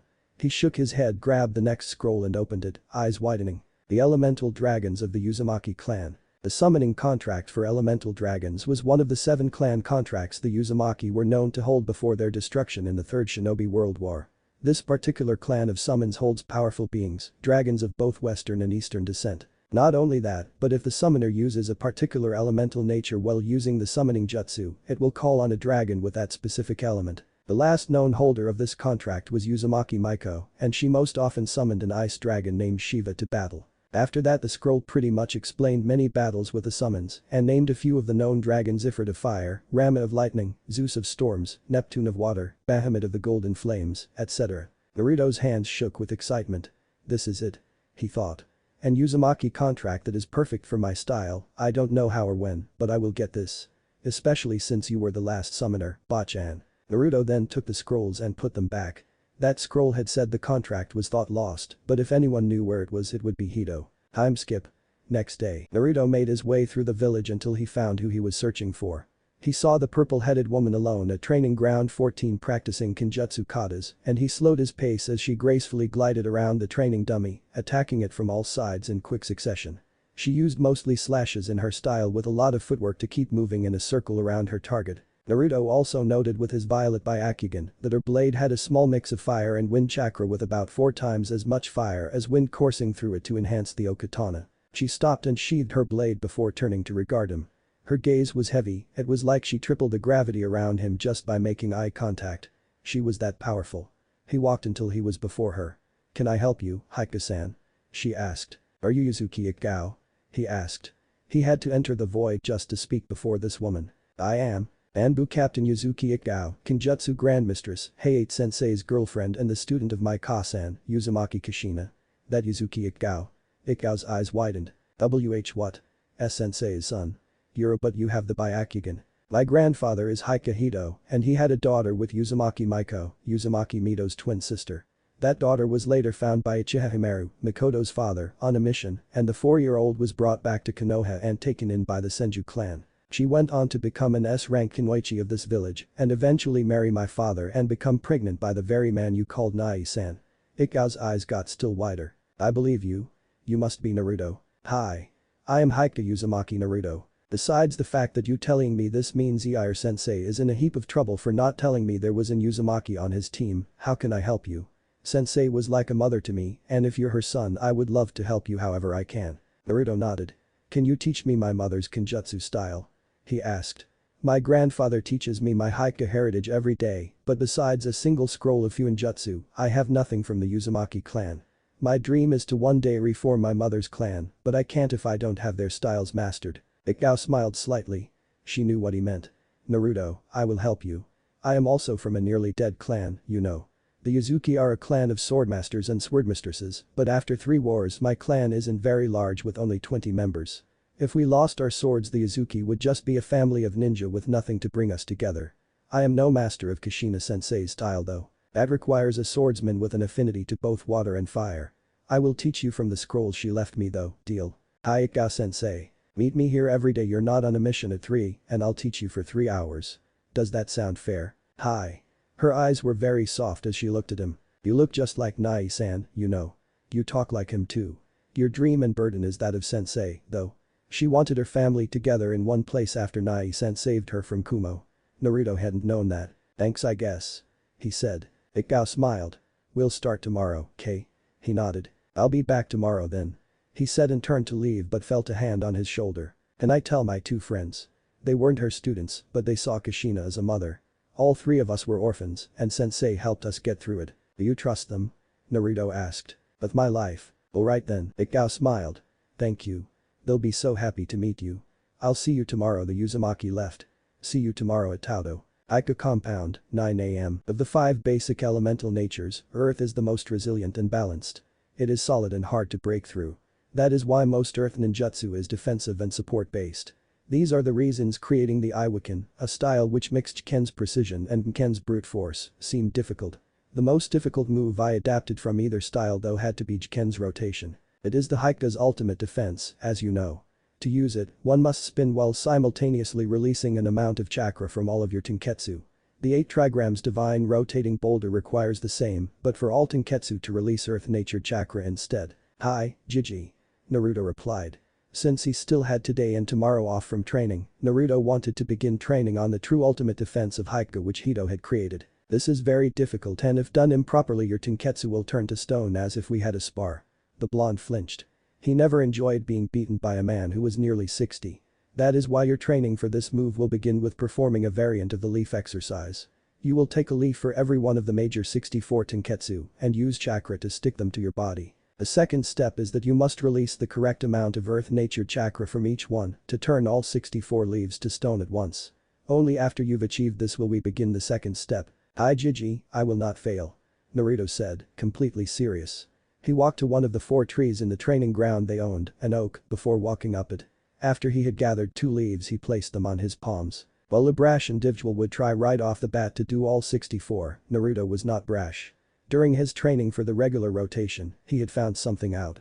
If he started with 2 and doubled every time then it was simple to do it right. Within seconds the leaves on his palms turned to stone until he stopped the low of earth chakra and once regular chakra was channeled, they reverted to normal.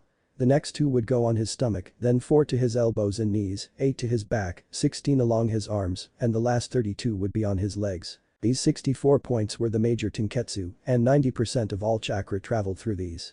Other minor tenketsu were not nearly so important to the chakra network, but they still had their uses. Regardless of how easy it would be compared to trying all at once, the method Naruto used still took nearly 3 hours. He waited to move to each new set until he could turn all leaves to stone at once and within 2 seconds, and he then waited until he could do all 64 within 1 second. Since the rotating boulder would be a counter he needed to be able to do it quickly in the heat of battle. When he hopped from the tree, Hito was riding in a brown-tipped scroll before he looked up to see Naruto coming. "I take it you've done it then?" Naruto nodded. "Good. It is nearly noon though, and I have a council meeting in 15 minutes so we'll begin step 2 tomorrow. You know these things always run for hours." "Sure thing Gigi," Naruto said with a smile. "Your old bones better not turn to dust by then though." Hito smirked. "Just make sure you outlive this old man, my boy." Naruto left with a wave while Hito looked down at his scroll in sadness. Along the top were the words "The last will and testament of Haika Hito, it won't take much to outlive me, Naruto just make sure you do." He whispered to himself. Meanwhile, Naruto made his way through the Haika compound in hopes of finding something to do in Konoha when his byakugan caught something coming towards him someone. "Good morning, Hanabi-sama," Naruto said with a bow of his head to the younger heiress. Haika Hanabi had indeed stopped before him, accompanied by her elder sister. "Good morning to you as well, Hinata-sama." He was a little curious why the 2 princesses would need him, but he would do what he could to aid them. "Just who we needed," Hanabi said. "You're not busy, right Naruto Nai-san?" Hanabi had taken to calling Naruto big brother since he helped her here and there with her jiken when she was still too young to learn. The girl was definitely talented if she could piece together the workings of the basics by watching with the byakugan as 2 Haika sparred. "Not until 3 o'clock, Hanabi-sama. Is there something you needed?" "Then Naruto-kun would you mind very much if we asked why you to help us train a little?" The blonde smiled. "Of course. I cannot stay past 2:45 though. I haven't had lunch yet so why don't I meet you at your training ground at 12:15. That's half an hour from now." "Thanks, Nai-san," Hanabi said and the 2 princesses of his clan left. Naruto himself went out of the compound to find something to eat maybe some dango today. Sweets and such snack shop. Naruto arrived to the best place in all of Konoha to find something tasty. The sweets and such snack shop was run by a 40-something-year-old woman named Kimitsuki and her teenage son, Jin. They were both nice enough folks and never turned a single customer away for any reason. Naruto had come here once a week for the last few years and had to say that they made some pretty good food. He had even gotten Hinata hooked on their cinnamon buns. If anyone ever thought she would never be anything but meek, they hadn't seen the Haiku heiress scarf down those sweets like they wouldn't exist the next second. The blonde took a seat at one of the booths and got a little relaxed. How could he not? The interior was a light blue and noise was very low, only a few other people were in the building now. The smells of freshly baked sweets mixed together and traveled to the pale-eyed Uzumaki's sensitive nostrils, which only served to feed his slight hunger the chakra control exercise had caused. His seat was also very comfortable, being of a purple leather stuffed with cotton to make the back and seat much softer than regular wood. Look who it is. Been a while since I seen you, Gaki. Naruto turned to see a woman who always brought a smile to his lips. Thought you abandoned me to be with those arrogant bastards. Said woman slid into THR booth across from him. My family is not all bad, Anko ni. Naruto said. Jiji is very nice. Hinata-sama and Hanabi-sama are also humble enough. Ah, they don't count. You corrupted the pure Haiku ways with them. Anko replied. You don't even use the Jiken, Ataudo. Heck, you even know the basics of my Hibita jutsu. It was the truth. While out training one day, Naruto had encountered Anko as she attempted her favorite trick of throwing a kunai to barely slice someone's cheek. His violet byakugan saw it coming and he slightly tilted his head to make her miss. Anko got kind of upset that someone ruined her fun and so she challenged him to a spar for being such a Haiku prick and ruining all my fun at 10. He wasn't on her level, but since Anko hadn't gone all out from the beginning, she nearly lost the fight. She was impressed with him and decided to help him out a little and taught him the basics of Hibi style, as well as one Kaiten and Doten technique and even the striking shadow snakes. In that time, Naruto had grown to see the woman as an older sister and even swore to one day rid her of the curse mark on her neck. Glad to know that I'm such a horrible Haiku. Ah, come on little foxy-kun. You were corrupted by me first. Naruto smiled and shook his head. You're not that bad, Ni-chan. Naruto replied. You're probably saner than 80% of the village. Wow, this village must be more batshit insane than Irachi team then. Anko said and chewed on some dango as it arrived in 2 plates. The owners already knew that whenever Naruto and Anko sat together it was dango they wanted. Language, Ni-chan. Naruto said as he took a bite of his own, a food he was introduced to by Anko. While he didn't think it was the food of the gods, Naruto did like it more than most other foods. Anko flicked Naruto's Hittite that hung around his neck. That thing signifies you're an adult. Be mature enough to handle adult language, Foxy-kun. Yes, because I'm the more immature of the two of us. Damn right you are, Gaki. She said with a grin before taking another stick of dango to eat. Now, since I'm on the up and up and know all kinds of people in all kinds of places, I heard you went on your first C rank. Tell me all about it, Ataudo. Time skip. 12:15, Haiku compound. At precisely the time he said, Naruto walked onto the field which belonged to the royal family of the Haiku aka Hiashi and his daughters. It was a light green field of grass with a few training dummies and trees, a small pond on one side, and a medium-sized section of the field set in a white ring meant for spars. He immediately saw the heiresses near the dummies. Both were going through basic katas for the Jiken, but it was kind of obvious that the 10-year-old Hanabi was more skilled than her elder sister. Naruto was slightly curious of that until his violet byakugan, which were always active inside the village, picked up on something. Hanabi's chakra system was a deep chocolatey brown color, while Hinata's was deep ocean blue. Both girls had strong affinities, but while Hanabi's was earth, Hinata's was water. Strange. Neither had seemed to notice him yet, which gave him an Anko-ish idea. That woman really had corrupted him. Naruto pulled 4 kunai out and tossed them one to both sides of each girl and moved his hands holding the ninja wire attached to them in a certain pattern. One yelped while the other eeped and both were suddenly tied to a wooden post. The Haiku Uzumaki calmly walked forward. Lesson 1. Remain vigilant. The reason I was able to do that is because you did not pay attention to your surroundings. The sisters heard Naruto and turned their heads to look at him. This is something my Jiji taught me. This lesson is very important for all Haiku. Our eyes are useless if we don't use them. So that's what you're teaching us? Hanabi asked. The smile he gave them was not something pleasant. It promised fun of the Mitarashi Anko variety. Naruto pulled out 2 kunai and severed the ninja wire with wind chakra blades. You could say that. The girls landed on their feet and looked around for Naruto but couldn't find him. They heard a dozen voices speak as one just then from every angle and saw multiple copies of him surrounding them. Suiton. Hidden mist jutsu. All of them exhaled a deep mist from their mouths that coated the training area.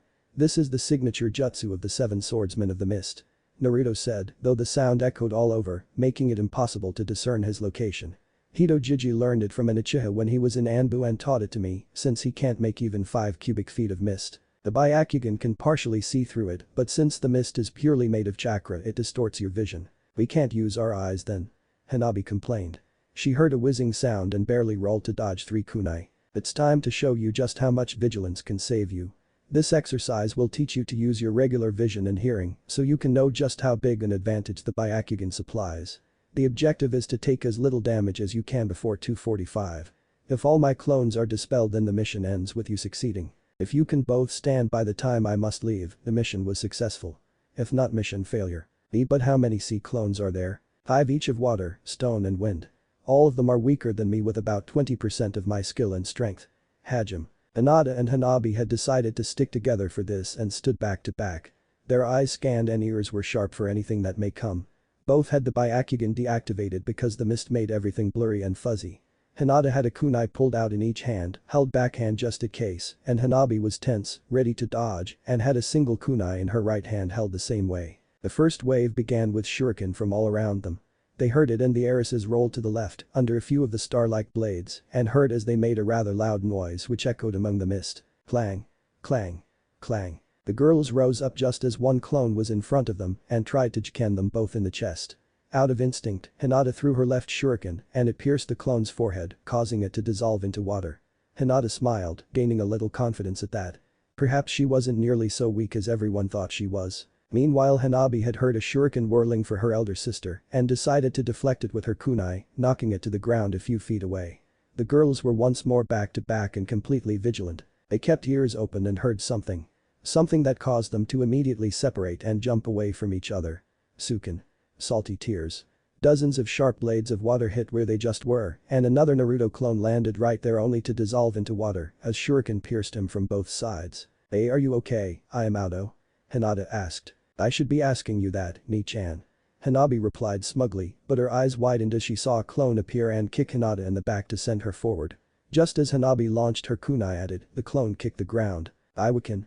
Upheaval. A wall of earth rose up to protect him, and the younger heiress used a chakra-enhanced jump to land atop the wall before launching herself at him. She gave him a kick enhanced by chakra to the face which caused him to dissolve into mud. She had made a simple mistake there in separating from Hinata, and now the 10-year-old found herself surrounded by 4 clones.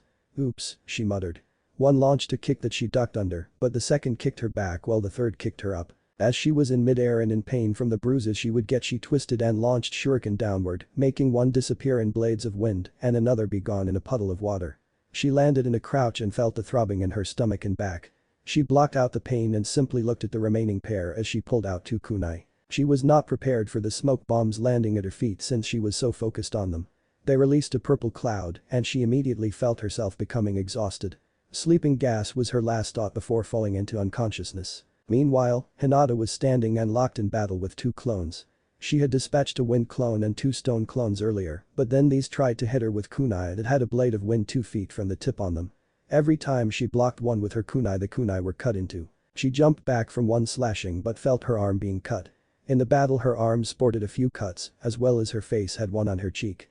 Hinata rolled backwards to dodge another slash and was up in time to send a palm strike to his back and dispel the clone into a gust of wind. The other threw the kunai at her, but she ducked under it and threw her own kunai into his throat, making him become a gust as well. She smiled to herself until a clone appeared behind her and hit her in the neck with a chop that made her crumple into unconsciousness. By the time the heiresses woke up they were both sitting up against a training post and the mist was gone.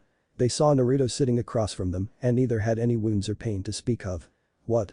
Hanabi asked in confusion. Vigilance is not a lesson to be taught in a single day. Naruto spoke. It is something earned through many mistakes. Your first mistake was made today. While the mist was real, the clones were not. The entire thing was an elaborate genjutsu coupled with fuinjutsu. How? Hinata began. I began with those kunai I threw to trap you. They have mirror seals carved into them which made you think you saw and heard multiple copies of me use the hidden mist jutsu. That gave you the perception that I had clones out. While I am not the best with genjutsu, I can still use the false copy jutsu and the false perception jutsu. He saw their befuddled looks. Each of them are D rank genjutsu Kumo-chan taught me. The false copy jutsu creates illusions of sight and sound, while the false perception changes your sense of time, location and feeling. You two never moved except the first roll away from those kunai I threw. Every clone was simply a strong genjutsu that you didn't dispel or see because you were tricked into turning your genjutsu off. Geez, Ani-san, you beat us so easily. Hanabi said. Just remain vigilant. The blonde looked up at the sun. It's nearly 3 though, so I have to go. Since tomorrow's Sunday and the academy and genin squads don't meet on Sundays, I'll meet you here at the same time, if that's fine with you too. Hi. Sure, Nai-san. Hanabi said. Good. Then goodbye until then, Hinata-sama, Hanabi-sama. He bowed his head slightly for both before turning and leaving. He had an appointment with Ikgao to keep. Chapter 8. Fox vs. Cat. Naruto exited the Hyuga compound after his training session with Hinata and Hanabi, with his violet byakugan active and Shiva strapped to his right hip. He was ready to finally learn some things from his heritage, finally from his Uzumaki heritage, that is. Sure, Fuinjutsu was great in a lot of ways, but he needed to learn the other half of Uzumaki-style fighting, swordplay. And Yugao could help him there since she was the foremost Kenjutsu expert in all of Konohagakure no Sado. Then there were these other 2 friends of hers. Who could they be?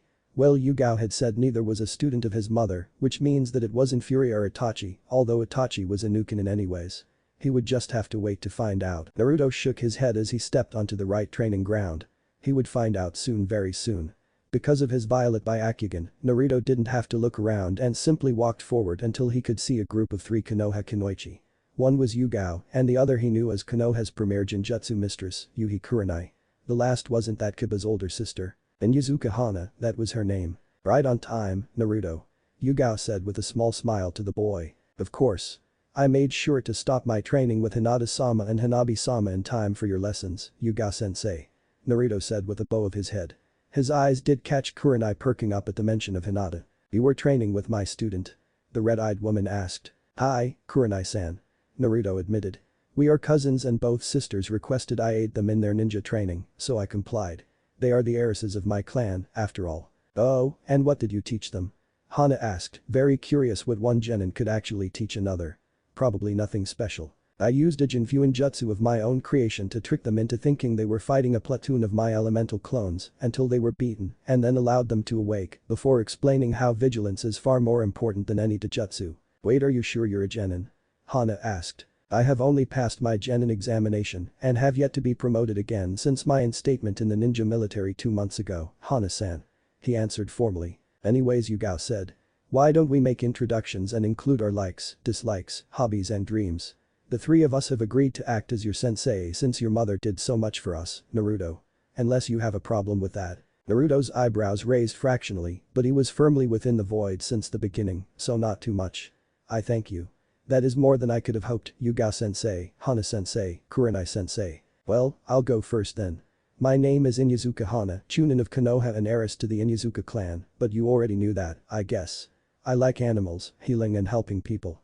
I don't really like the Uchiha brat who always acts spoiled or anyone who abuses animals. My hobbies are healing both people and animals, studying medical scrolls and training with my Ninkin, the Himeru triplets, who are in the forest somewhere right now. My dream is to become an even greater medic nin than Senjutsunade. I am Yuhi Kurenai, Jonin of Konoha and sensei to Genin Squad 8. I like illusions and teaching. I dislike perverts, womanizers and arrogance. My hobbies are developing more genjutsu and helping my students be the best they can.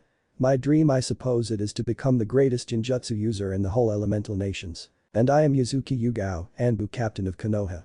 I like swords, hate kun and helping my village. I dislike those who think Kunoichi are second-rate shinobi just because of our sex and anyone who discriminates against my friends. My hobbies include practicing Kenjutsu, being with Hate Kun, and making the Anbu the best black ops force in the elemental nations. Above all, I dream to surpass Kushina-sensei in Kenjutsu. Naruto listened to each of the 3 Kunoichi intently, trying to discern a small amount of their personality from these tidbits of information. My name is Hyuga Uzumaki Naruto. He stated. I like training and learning new things. I dislike fangirls, those who refuse to reach their full potential, and a certain group of people who wants to make people form loveless marriages just to make powerful children. My hobbies include learning the history and jutsu of my clans, developing my personal fighting style and training with my Jiji and with my team. My dream, well, I have a few goals, but my true dream is to meet any survivors of the Uzushio massacre and to reform the Uzumaki clan. The women looked at him approvingly. His personality was definitely a combination of his parents. That much was apparent just from his introduction. Well, since this is the first day, I think I speak for all of us when I say we would like to see how skilled you are in order to better assess what to teach you. Yugao said with a small smile. That seems a wise course of action. Naruto agreed. So, you wish me to spar one of you? He asked. Hi. Yugao said and stepped forward. I am the most experienced in battle and the best to test your fighting skills, so I shall be your opponent. Is that alright with you? Naruto looked at the purplinet before him and the void shook. An Anbu captain. That was a scary thought. Why did he feel so excited though? He nodded his head though and grabbed Shiva as well as the Shi that was in, before he dropped them both to the ground. Just before they hit the grass, a sealing array appeared and swallowed the blade before disappearing. The three women looked at the boy in surprise. What was that? Hana asked. That was a two-way space-time seal I have been working on for a long time. I simply used my chakra to create it momentarily so my katana could be safely stored elsewhere and not be in the way while we spar, sensei. Yugao nodded at the wisdom of that. With his experience, or lack thereof, in Kenjutsu the katana would merely be in the way probably. Alright. Nai-chan, if you would. Yugao asked and the Genjutsu mistress nodded, standing between the two. All of the 5 shinobi arts are allowed in this spar, and the winner will be decided when one is unable to battle or forfeits, or if I call the match. Kurenai stated with little emotion. Begin. She disappeared in a swirl of black sakura petals, signaling the start. As soon as Kurenai disappeared, Naruto shot forward at Yugao. The purple-haired Kunoichi easily spun around him and smirked as he turned quickly on his heels, probably a skill gained from Kaiten training. He eyed her with his byakugan and jumped back. You are much too fast for my juken to be of use, sensei. He simply stated. Very smart. Yugao said and placed her right hand on her katana's hilt lazily. Care to try again? Naruto looked at her and formed a fist, surprising the audience. Since when did a Hyuga use a fist into jutsu? Iwakin. Grand divide. He shouted and punched into the ground, literally causing the ground to shake as a fissure formed, traveling right at the swordmistress he was fighting, so she was forced to quickly use a replacement with a log to escape it. Naruto didn't have time to celebrate, however, and he kicked his foot up to block Yugao's sudden jumping slash with a wall of stone. Iwakin. Upheaval. The purple-haired swordmistress didn't seem at all surprised, however. Her blade was suddenly engulfed in flames and heated the rock, slashing through it as if it was butter. Seeing this example of ninkinjutsu, Naruto immediately grabbed 3 kunai from his pouch and threw them at once, landing all in the floor, less than 20 feet apart. These particular ones had special tags on them, ones he had been working on for a long time. Space-time sealing art. Two-way teleportation seals. Activate. Each of the tags glowed a bright white and the kunai disappeared, etching small seals into the ground where they had hit. Immediately, Naruto teleported to the closest one, about 40 feet from Yugao. He quickly made a cross-hand seal. Wind style. Wind clone jutsu. 2 more copies of himself materialized and each one shot forward while he stayed back. The 2 clones immediately shot forward. One took out 2 kunai and channeled wind chakra into them until blades the size of ninjato materialized from the tip of the blades. The other performed 3 hand seals and held the last, a ram seal, as he spoke. Wind style. Airstream. The second clone exhaled a thin stream of highly pressurized air that Yugao switched out with a log to avoid. The log had a hole created straight through the center of it all the way through. Meanwhile, the first clone threw the first kunai at Yugao, but she intercepted it with her katana, coated in a combination of both fire and wind chakra, to knock it aside. Quickly, he shot forward and attempted to lunge at the Anbu captain, but she simply sidestepped it and slashed through the clone's midsection with a fire-coated blade. The clone exploded in blades of air, catching the Anbu off guard and making slight cuts in her Anbu clothing. Well, best not to take those on at close range. Yugao muttered. I've never seen those used before though. The remaining clone nodded. A Sunagaker technique that was tucked inside the Hyuga library. He stated while performing hand seals. Just like this one. Wind style. Wind sword jutsu. And with that, a katana of pure wind formed in one hand and he dashed forward, slashing at Yugao's chest. She easily parried it with her own wind-cloaked katana and quickly shoved a kunai into the clone's throat while simultaneously performing a body flicker of leaves. The original Naruto stood in the same place, having analyzed both clones' easy defeat. With that thought in mind, he used his violet byakugan to see her appear 50 feet from him and grip 6 kunai, 3 to each hand tightly and threw them all at a vital organ. Yugao easily deflected every single one with minimal effort and movement of her katana. The kunai landed on the floor uselessly and Naruto frowned. Not good at all. He crouched down slightly before channeling chakra to his legs and dashing forward quickly. Yugao followed his movements and awaited his arrival. Naruto's right palm was coated in flames while the left sparked with electricity as he arrived at her location and he thrust out his fiery hand, attempting to hit the kunoichi who simply danced around it. His other one moved faster due to lightning chakra and came closer but still ultimately failed. Yugao took his imbalance and used it to make him pay, grabbing his right arm just below the shoulder blade and throwing him straight to the ground. Before he could even make a move to get up, a foot was planted squarely on his chest and a katana pointed at his throat. Yugao wins. Kurenai spoke up, though a clear amount of surprise had entered her voice, even as both her and the Inyazuka heiress walked forward. Yugao smiled and sheathed her blade before offering her hand to Naruto, which he gladly accepted. Despite that fact, I am still impressed. Yugao stated. You are definitely far above genin level. I'd say you could take on perhaps nearly every chunin in this village and a few newly promoted Takubetsu jonin and win. You showed excellent wisdom in your moves, restraint from celebration and from making needless moves. Your Fuinjutsu was impressive, as is your ninjutsu. I saw none of your Jinjutsu, but your Shuriken Jutsu looks advanced far above most chunin. All in all, you can consider yourself at least mid-C rank to low B rank in skill right now. Kurenai stated. But we'll take you far above that, Naruto-kun. Hana continued. Between the three of us we are the current best in the village in our art.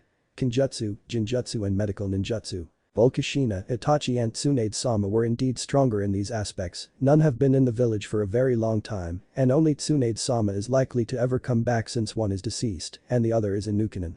Naruto bowed his head. Arigato, Yugao-sensei, Kurenai-sensei, Hana-sensei. The women smiled. For today, we are done. Yugao stated.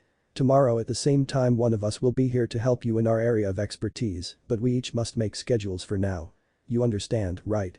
Naruto nodded. Of course. I will see you at the appointed time, sensei. Hana smirked. And don't be so formal all the time, Naruto-kun. She said and ruffled his spiky hair good-naturedly. Though Naruto wished to protest, he did not. Instead, he allowed the void to drop. Right, of course. Emotion finally re-entered his voice. The women smiled to him. Now why don't you leave us to make our decisions for your training? Naruto nodded and turned to leave, making sure to pick up his 6 kunai on the way out. His personal tags were not something he wished other to get to just yet. It was one of his greatest advantages, after all. As he left, the three kunoichi looked at one another. So, who gets him tomorrow? Hana asked. The other two women shared a look. With the Hyuga chakra control, he would benefit from either of us. Kurenai said. However, I will only be able to teach on weekends since I have my own students and with tomorrow being Sunday and all, I won't have nearly enough time to make a lesson up. Then I think Yugao-chan should get him. Hana said. He wanted Kinjutsu training after all. Next weekend and the other after unless she's on a mission, Kurenai-chan can teach him. Yugao has him on weekdays and whenever one of you is on a mission I'll take over. Sound good? The Anbu and Jonin thought of it before nodding. Sounds good. They replied as one. Chapter 9. Under the house. Quote of the day. The act of dying is one of the acts of life. Marcus Aurelius. On a Hagakure mission board, 2 months later. This one looks like it should be simple enough. Heiei coughed out as he took a mission from the C-rank board. That actually looks easy. Naruto said with surprise as his byakugan allowed him to see what was written on it. The other two looked at him and Heiei shrugged, allowing him to explain. The mission objective is simply to deliver a package from one of the merchants here to the village leader of Kusagakure.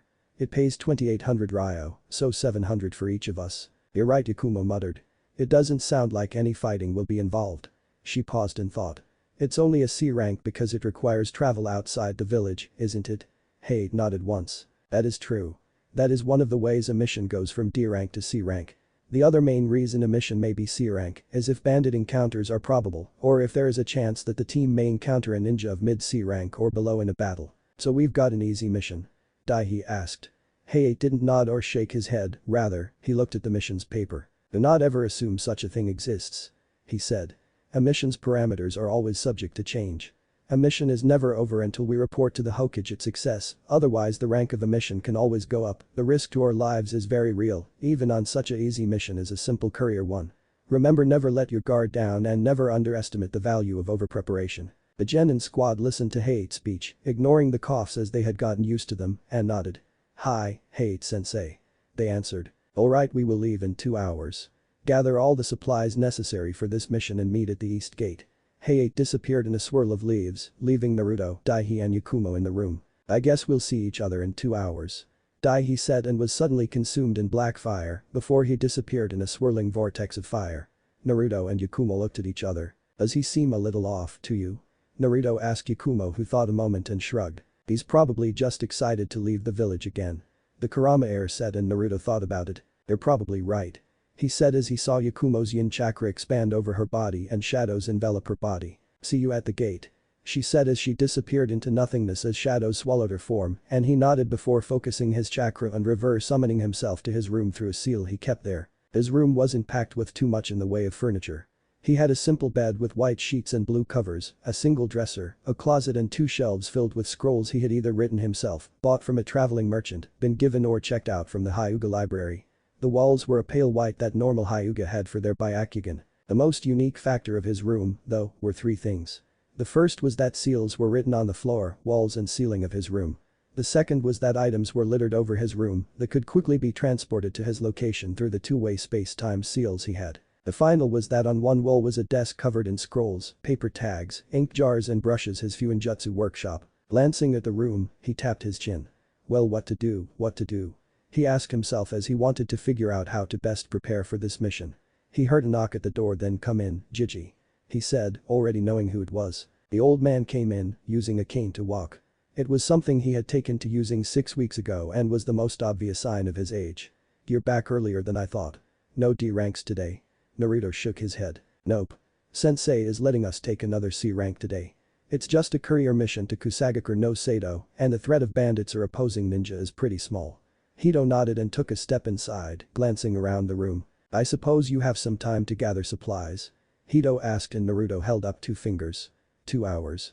Have a shadow clone pack your supplies. I have something I want you to see before you go." This piqued Naruto's curiosity and he nodded, forming a cross-like hand seal with the first 2 fingers of both hands, and 2 clones popped into existence who already knew what to do.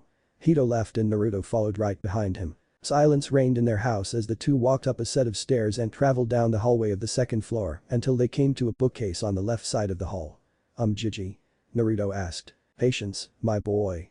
Hito lightly scolded as he held up his left hand in a ram seal, and it glowed a deep brown, signifying that he was molding earth chakra in a specific way. He pressed the tips of his 2 fingers still in the one-handed seal against the top shelf and slid his hand down the bookcase. When he lifted his hand, Naruto was surprised by the result. The bookcase shimmered and then simply phased from existence. No, it disappeared into a storage seal, Naruto realized. In its place was a set of stone stairs leading downwards in a spiral formation. "What is this?" Naruto asked. "You'll see," Hito said and led the way down. Naruto noted that the walls were lined with illumination seals, a type of Fuinjutsu which lit up an area indefinitely by converting the chakra in an area into light energy and used the light to follow the form of his grandfather. When they reached the bottom of the stairs, the Uzumaki whistled as he saw the size of the chamber. "Welcome, Naruto, to the ancient underground complex of the Uzumaki. Is this under Konoha?" Hito shook his head. "I have no idea where it is. All I know is that there is an entrance to it here through this house. I was given the instructions on how to create the entrance by Maiko Koi. She gave me a sealing array which I placed in my branch's house which leads to this place. There are other entrances, but all of them are currently closed off and so I can't get to them from here." Wow, Naruto breathed in surprise. The arrays needed for that are rather impressive. "And so is this," Naruto said as he looked around the newest scenery. The complex, this room at least, was a large stone chamber lit by more illumination seals, and it looked to be some sort of training ground if the elemental absorption seals on the walls and the various wooden targets and dummies set up. Not to mention the wide arsenal of weaponry that was hanging on one of the walls and an entire library's worth of scrolls that were set up on 2 of the walls and looked to be protected by a multi-layered barrier if his byakugan was seeing clearly. The final wall had a single, large door which led to a hallway holding multiple doors. It is the entire complex's large system which I haven't even fully explored. I also know where a few of the other exits are, but they are locked from the other side, and I just don't have any time to go looking for them around the elemental nations. That's not something a ninja can do," he said sadly. "But I have had a chance to figure out the rough locations of a few of the entrances based on how space-time is distorted down here and the history of the Uzumaki clan as written in some of the scrolls here." Naruto's eyes widened. "There are scrolls here about the Uzumaki's history?" Hito nodded once. "There are, my boy. For decades I have kept this place a secret to everyone of Konohagakure. I can't do that much longer though, so I need to let you finally have it. I have acted as guardian for far too long, but you are now old enough to bear this burden. I showed you this place now because I may not be here when you return." Naruto's eyes widened. "No. Don't say that, Gigi," Naruto exclaimed, his voice echoing in the open area. He saw the old man smile sadly. "It is true, my boy. I have only a short time. I've done my best to try and hide it, but I am sick, Naruto. I am slowly dying from a disease that has plagued my branch for generations. I believed Tsunade was the one who named our problem neurofibrosis. She explained it as tumors filling our central nervous system, slowly killing us painfully. Mine has already spread through parts of my legs and lungs, and my only saving grace is that it somehow has left my chakra untainted. It is only a matter of time before suddenly Hito fell into a raspy coughing fit and when he removed his hand from his mouth, blood coated his palm. Gigi, why didn't you tell me before? Naruto asked quietly. Maybe I could have studied medical seals more and neglected the rest of your training. Hito asked with a smile. I don't think so. How could I be responsible for you doing something like that? What? Hito paused momentarily and winced in pain. What sort of grandfather would I be then? Gigi. Hito smiled and reached into his robe, handing Naruto a scroll. There is one last thing. This scroll here was a gift from your Bachan. I was to give it to you on my deathbed, but I don't know if you'll be here when that happens. So, the only thing I have to say is I love you, Naruto, my boy. Once I'm gone, this branch will be under your control, and I know you'll make me proud. Naruto's eyes brimmed with tears, turning completely crimson, not pale crimson as usual, but a bright red which shone in the pale light of the complex. He saw into Hito's body, saw the very life force of the man weak, and he knew in his heart's heart that there wasn't anything he could do except one thing. I will make you proud, Gigi. Naruto said and hugged the man, trying his best not to hurt the one person who had been there for him all the time. There is also something I must tell you, Naruto, Hito whispered to the boy. Something regarding Konoha and the Uzumaki clan which I have come to find out. As I have little time left I feel you should know this. Know what? Naruto asked, looking at Hito intently. The truth behind the Uzumaki clan's massacre. Sun Tzu. Away from his house in the compound, Naruto calmly walked. Outwardly he seemed to show no changes, though his crimson Dijutsu was glowing. It was so bright instead of the dull red it generally was. He firmly had placed himself inside the void, all emotion gone from him and placed outside of himself. Outwardly he was fine. As he walked at that sedate pace through the compound, though inside he was absolute chaos. His heart was beating quick. His mind was in overdrive. Under the cold demeanor, his blood ran boiling hot. The truth of the Uzumaki massacre is a secret guarded by the highest powers here in Konoha. Hito's voice still rang in his ears, echoing in his head. To learn the truth, you have to know the cover-up first. Uzumaki was feared among the 5 great villages because of their immense power, rivaling the Senju, Uchiha, Hyuga and Kagaya clans. They only consisted of a single clan, but that clan had multiple branches that may as well have been clans themselves, since each branch had their own unique bloodlines. The common traits among them were enough to bring the Uzumaki under the Whirlpool banner, though. His family had believed blood holds more loyalty than any village, that your clan should triumph the decisions of any cage. The branches helped one another without expectations of being repaid. The village's strength was that each person would gladly give their life for the next person to survive. Such a philosophy protecting those precious to them, it gave them strength. There was no true Uzukage. Each of the branches had a representative which made up the Whirlpool Council and convened to come to decisions that affected the village as a whole. Each branch itself also had their own council to decide affairs within them. This method of governing meant that Uzumaki, unlike other villages, had no head. If one of the branch heads died, an heir would take their place, nurtured by the rest of the village. Not only that, but since family was so important, they would be likely to hold a vendetta against the culprit responsible for their fathers, their mothers, their siblings, their cousins, their aunt or uncle or son or daughter's death. One death could very well bring down an entire whirlpool of bloody fury upon the assassin, should their identity become known to any Uzumaki. They were also strong enough to back up such a way of living. Different branches of the Uzumaki held different strengths. The true Uzumaki, the branch which all others split from, your branch I might add, was extremely powerful. They were known for many abilities including Fuinjutsu, Kinjutsu and chakra reserve so high they could fight for days without tiring. Many branches held different sub-elemental natures as well, most of which involved water, though there are records of some holding Kekai Genkai, such as the Shakutan, Bakutan and Jitan. That was mostly due to having a parent bearing a Kekai Tauta and simply not gaining all 3 elements, only 2. The records in this complex reveal the reason being that the matriarch of the clan, Otsutsuki Benahim, had access to all 7 elemental natures and all sub-elemental natures, and her descendants are gifted with the ability to meld their elements easier than others. Naruto sighed and reached the gate of the Hyuga compound, exiting without resistance and entering Konoha. His eyes saw every movement, every person, and he ignored them while easily gliding through crowds of civilians and shinobi alike. They were a formidable force to be reckoned with. Graceful. Intelligent. Intimidating. One wrong move and you would be swept up in a bloody current. 3 villages found that out the hard way. He saw them in the shadows, those Anbu watching over the populace. Their masks hiding identities of those he might recognize, masks useless against him as his eyes saw through even them. A new light was shed on his eyes today, and he saw them differently now. Garigakure, Kumagakure and Iwagakure launched a deadly strike on the island. The Mist's navy carried platoons of ninja from all three villages. Whirlpools created by seals were useless against tens of thousands of ninja using suiton at once to alter their currents, just enough for the warships to land on the coasts. Hito's revelation placed his views in the correct direction, and his byakugan were seen clearly for once. Disruptions in those seals gave the ninja ample warning though. As the warships neared, leviathans rose from the seas and took down 2 ships before being dispelled. The soldiers sent were no chunin, these were deadly Anbu and elite jounin trained to kill. Other summons were sent after the ships. Phoenix, Yuki-onna, Raiju, perhaps had Maiko and her elemental dragons been there the tides may have shifted more to their favor. He saw the looks everyone gave another.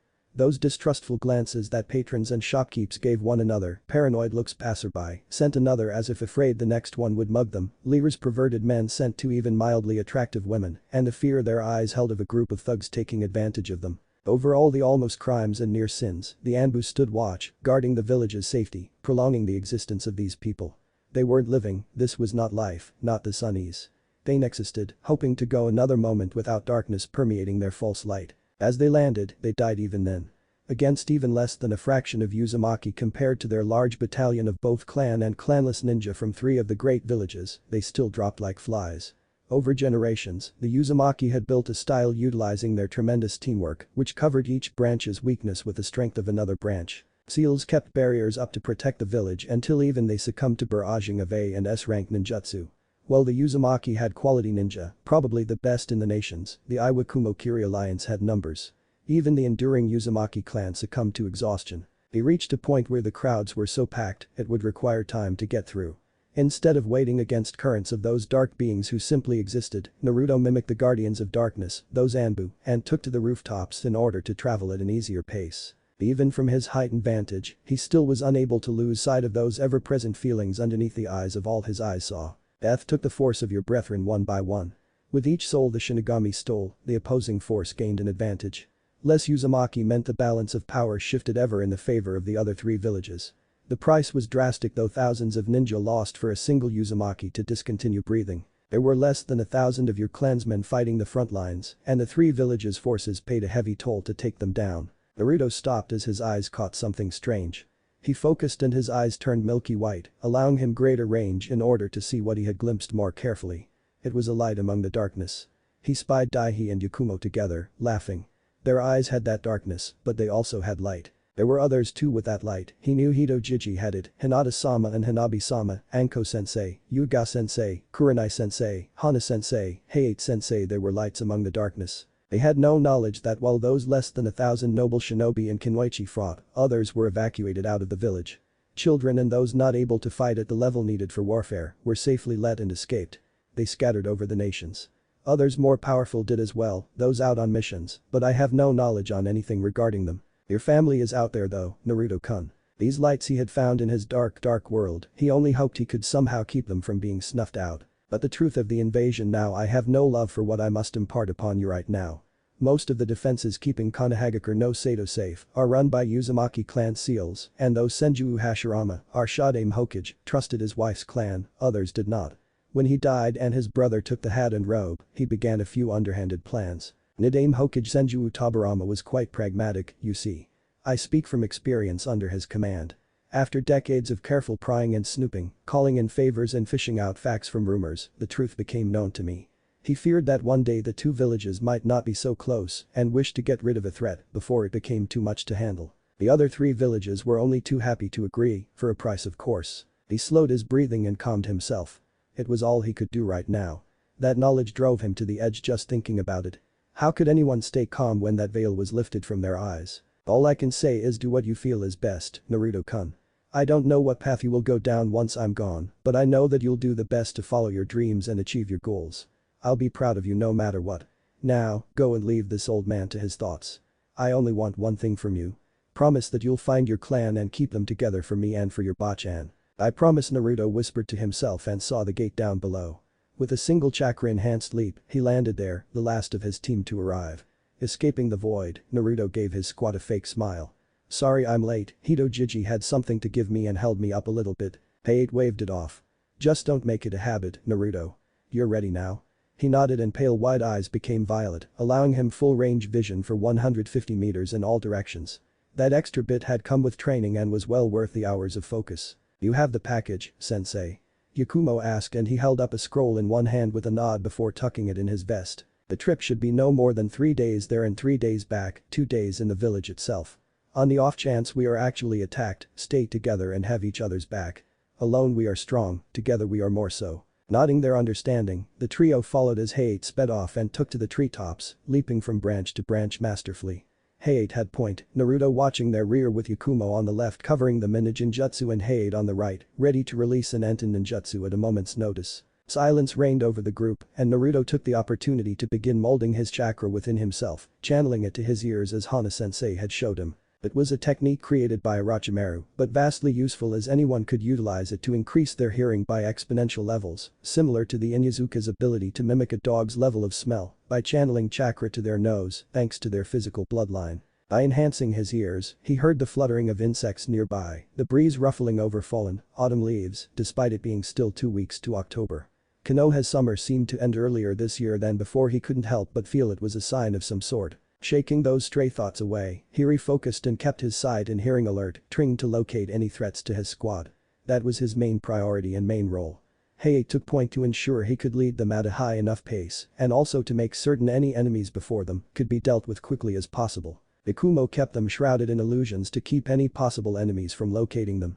Daihi was responsible for long-range support to take out any enemies before they got too close. He was on watch to warn the others if anyone approached. Using these roles, the squad had come to successfully complete already 2 courier missions and 1 escort missions. This would make their 5th C rank. Because of the success rate they had, the 3 genin hadn't been on any D ranks for weeks, a fact they were glad for. It gave more time for their training, both under Hayate and under other sensei. The squad continued for a few hours before Hayate motioned for them to take a break and they landed in a clearing below. Nearly instantly upon their feet hitting ground, the 3 genin already tossed kunai to form a triangle around them and Naruto had set up a sound barrier. "We're about a kilometer from the first village we'll be sleeping in on our trip, Giha no Sato. I know an innkeeper there who owes me a favor, so beds and meals will be free. When we get there, I expect you to lose your hit-eye and act like civilians. Seal your weapons and Naruto, keep your violet eyes up the whole time." "Why all the precautions, sensei?" Daihi asked. "We are shinobi, Daihi. Our greatest tools are surprise and deception. If someone looking for Konoha shinobi is expecting to see the leaf headbands and looking only for those, they may just ignore us.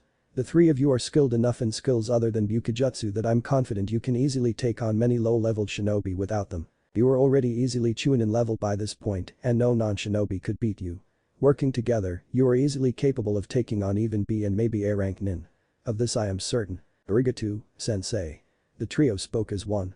Yakumo then tilted her head and asked Hayate something that made him grin. "If we're at such a level, does that mean you nominated you 3 for the exams?" Hayate asked. "I was going to wait for the mission to be finished and us to be back in Konoha, but yes, I have." The Hokage was rather surprised, as was I, upon learning that all the rookie squads are participating. As such, this is the last mission we will be taking before the exams. The rest of the time will be used for training and preparation for said exams. Hayate-sensei. He looked at Naruto. "Will the other squads be doing the same?" The sword-wielding Jounin pondered this a moment before nodding. Wouldn't it be in everyone's best interest then to have the squads perform training sessions with one another? Surely helping another train couldn't hurt. Hayate coughed and sighed. "I agree with your philosophy, but not all do. I am not against such a plan, but we are getting off track. Go ahead and seal your weapons and headbands, then we'll make our way to Giha no Sato at a civilian pace. Anyone who sees us will assume we are just a family traveling. And if there happens to be a censor type in this hypothetical group hunting us?" Daihi asked. Yakumo hit him atop his head. "That's what the chakra suppression exercises we've been practicing are for." She scolded. "That's easy for you to say, Yakumo." The Fenikusu argued. "You and Ruto have perfect chakra control, but what about me?" The smirk Naruto held told Daihi the answer was unpleasant. "A bit of Juiken could make up for your lack in training." He pointed out while his palm glowed visibly with chakra, a light blue that made Daihi swallow. He looked to his sensei who coughed into his fist. "You should have trained harder," was his reply, all the answer Naruto needed before grinning. Usagakure no Sato, 3 days later. "I never knew how much I could miss this Daihi said, referring to his hit-eye once more around his forehead and the sword once more strapped to his back. The trio had spent the last 3 days traveling treetops and the ground. They had just crossed the gate, Hayate warning them they were representatives of Konohagakure while they were here in an allied village. "Enjoy it while it lasts, Daihi," Naruto said. You know how paranoid sensei is, he'll probably make us do the same thing on the way back. Yeah, sensei. What was the point of that? Yakumo asked. Hayate pondered his answer a moment before speaking. Training. He said. There are times when you must use your mind instead of your body. Some missions require a strong shinobi to barrel through enemies. Others require the squad to be able to use stealth, psychology and misdirection in order to put a kunai into a target's back. Remember that a sharp mind always beats a strong fist. The genin quietly thought about that as they walked. Why don't you three explore a little? I can deliver this package to the client. We can meet back at the hotel we'll be staying at, it's called the Hiding Snake. Sure, sensei. I bet there's somewhere good to eat here. Come on Yakumo, Ruto. Daihi said. The blonde smiled to him. I'll catch up. I need to get some more Fuinjutsu supplies and some other stuff while we're here. The two minor clansmen looked at the Hyuga. I can easily find you here, I swear. Okay, Naruto-kun, Yakumo said. Meet us at the hotel then. He smiled to them and disappeared in a shunshin of 5 elements, while the other two sighed and walked off together. He's been acting strange these last few days. I noticed, Yakumo. Daihi sighed. We can't push him though. When he's ready he'll tell us. Though it does trouble me he attempted to fool us with that fake smile and mask. The brunette held her arms and sighed. I hate seeing him like this. The worst part is he's not even suffering in his skills, he's just as top-notch as always. He just locks his emotions away when he needs to and puts up fake ones when he wants to fool us. He couldn't help but to chuckle. I guess Hayate sensei didn't even need to teach Naruto this lesson on deception. If we hadn't known him for years, I'm sure he would have had us fooled too. He stopped, causing Yakumo to stop as well. How about here? She looked at where he was gesturing and saw it was a simple establishment, no fancy ornamentation and called Ryugin's. Looking in the windows showed patrons sitting in diner-style tables with bench-like seats on both sides of them. The food seemed to be akin to the Akimichi's barbecue-style cooking, but had differences as well. Are you sure? She asked. Yeah, can't hurt to try it, right? He pointed out. She shrugged and the two walked in, taking a table across from one another. Taking the menus on the table in hand, the words on it seemed strange to them. As a waitress approached and saw their looks, she smiled. Hello and welcome to Ryugin's. My name is Hanako and I'll be your server. Hanako-san, what sort of food is this? Yakumo asked and the brunette waitress smiled-eyed her, showing white teeth. Her hands were holding a pen and pad in front of her body dressed in a pink dress fitted to show curves and ending at her knees. Well, my two-chan, Ryujin, spent some time in the western lands. This is a specialty of their continent involving both grills and a type of cooking called deep frying. The food is quite delicious, but I must warn you that eating too much is a bit tough to work off to keep your figure for your boyfriend. She whispered the last to Yakumo, grinning and glancing from her to Daihi as the brunette blushed. Are you okay, Yakumo? Daihi asked her while Hanako giggled. Brass Tower, village leader's office. Welcome to my village, Hayate-san. The village leader spoke with a calm tone. She was a dark-skinned woman with multiple braids of snow-white hair, despite the fact she looked no older than her late 20s, possibly early 30s. She wore a green Jounin uniform with a matching flak jacket, a fedora seemingly made out of grass weaved together, and her kusa hit-eyed around her neck, the cloth of forest green. The honor is mine, Hanabira-san. Hayate replied with a bow of his head. I have the package you ordered from Kanahagakure sealed in this scroll. He revealed said item after removing it from his own flak jacket. He handed it to her and she spoke as she opened it. I hope your trip went well, Hayate-san. She asked. There were no complications. Hayate replied as she unsealed the parcel within in a cloud of smoke. It revealed itself to be a sword, a katana that Hayate saw was very finely made. And yes, this is perfect. She will be ecstatic. Hanabira mumbled. Hayate did not make any comment. He was all business with clients and if they chose to impart information to him, so be it. Hayate-san, my sources tell me one of your students is in Uzumaki. The man immediately tensed, looking at the white-haired woman. Hi, he said, knowing there were Anbu in the room. He was incapable of doing anything. And this woman, while no cage, still was powerful if she was the village leader. I also have some members of that particular clan in my village. One woman and her daughters as well as her adopted son, though he is not of the clan. They make up my finest genin squad in the whole village. I don't have many ninja to begin with, but they are a rookie squad that makes some chunin have to work hard to keep up. This sword is a gift to the eldest from me in exchange for training my little sister, Ryuzetsu, in the art of Kinjutsu. Hayate studied the woman carefully. What purpose does telling me this do? Purpose? Do not be so cynical as to believe I am telling you in order to manipulate events in my favor. I'm simply pointing out a fact. Maybe the Hokage would like to hear of this, or maybe I am trusting you not to let any prying ears in Konoha know of this. Maybe it is simply conversation. Perhaps this doesn't matter and we are simply at a deadlock because neither can outmaneuver the other in this game of words. This woman confused Hate greatly, but he schooled his features so he could give off the impression of boredom. If the last is the case, might I go then? Hanabira smiled sweetly, innocently. Why, of course. I'm not holding you hostage. I hope you find your hotel comfortable. And I wish your team luck in the upcoming exams. My Genin squad will be there as well, Hate-kun. Somehow, the honorific gave Hate a chill as he left and he wasted no time in using a Konoha Shunshin to leave the tower.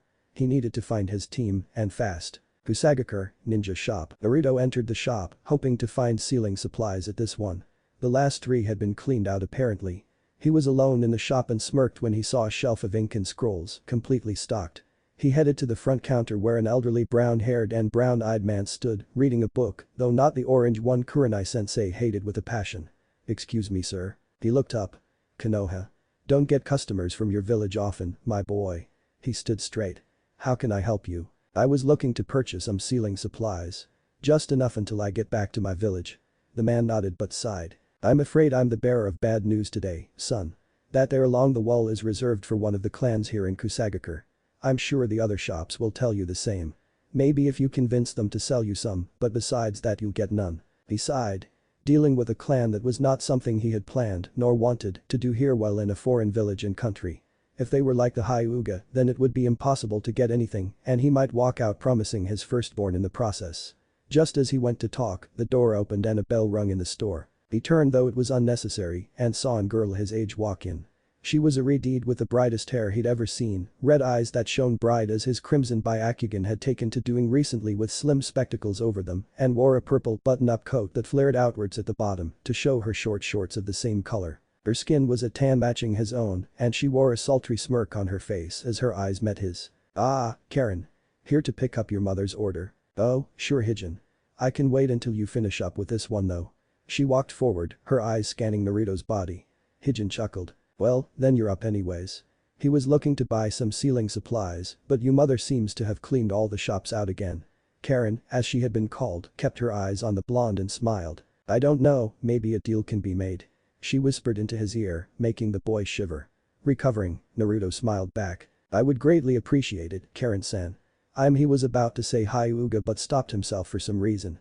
Uzumaki Naruto, at your service. Immediately, the kunoichi widened her eyes and the shopkeep glanced between them. She looked him up and down once more and her smirk fell back in place. Give him half of them, Hijin. Free of charge. Nani? Naruto was confused. All you have to do is prove it. Prove you're in Uzumaki and I'll give them to you.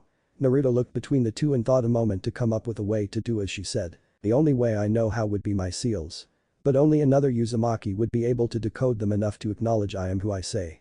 He said. Karen tapped her chin with a slim finger and delicate index finger. I've got a better idea. Stop suppressing your chakra so I can feel it. She said. No Uzumaki would have so little chakra, not even a clanless genin would. Don't suppress it even a little so I can feel it exactly, every detail. You're a censor? Naruto inquired. The best in Kusagakure. Now do it. Naruto nodded and breathed deeply before releasing the pressure his chakra had on itself in order to keep it as bound and small as possible. Immediately, Karen's eyes widened. Amazing even more than Akasama or One-san. But can he be in Uzumaki? He has sun gold hair those crimson orbs are in Uzumaki trait I suppose. Then his chakra his affinities remarkable. Akasama will want to know this but I can't introduce him to her just yet. It might mess with her plans. You're in Uzumaki, Naruto-kun. Karen said finally. How long are you here in Kusa? Tomorrow. He said and tilted his head. Why did you care if I was though? Karen simply smiled mysteriously. Oh I don't think I should tell you. Not yet. Are you a genin? He nodded, though confused why she asked. In 6 weeks I'll be in your village and I'll tell you then. She sensuously placed a hand on his cheek and slowly caressed it.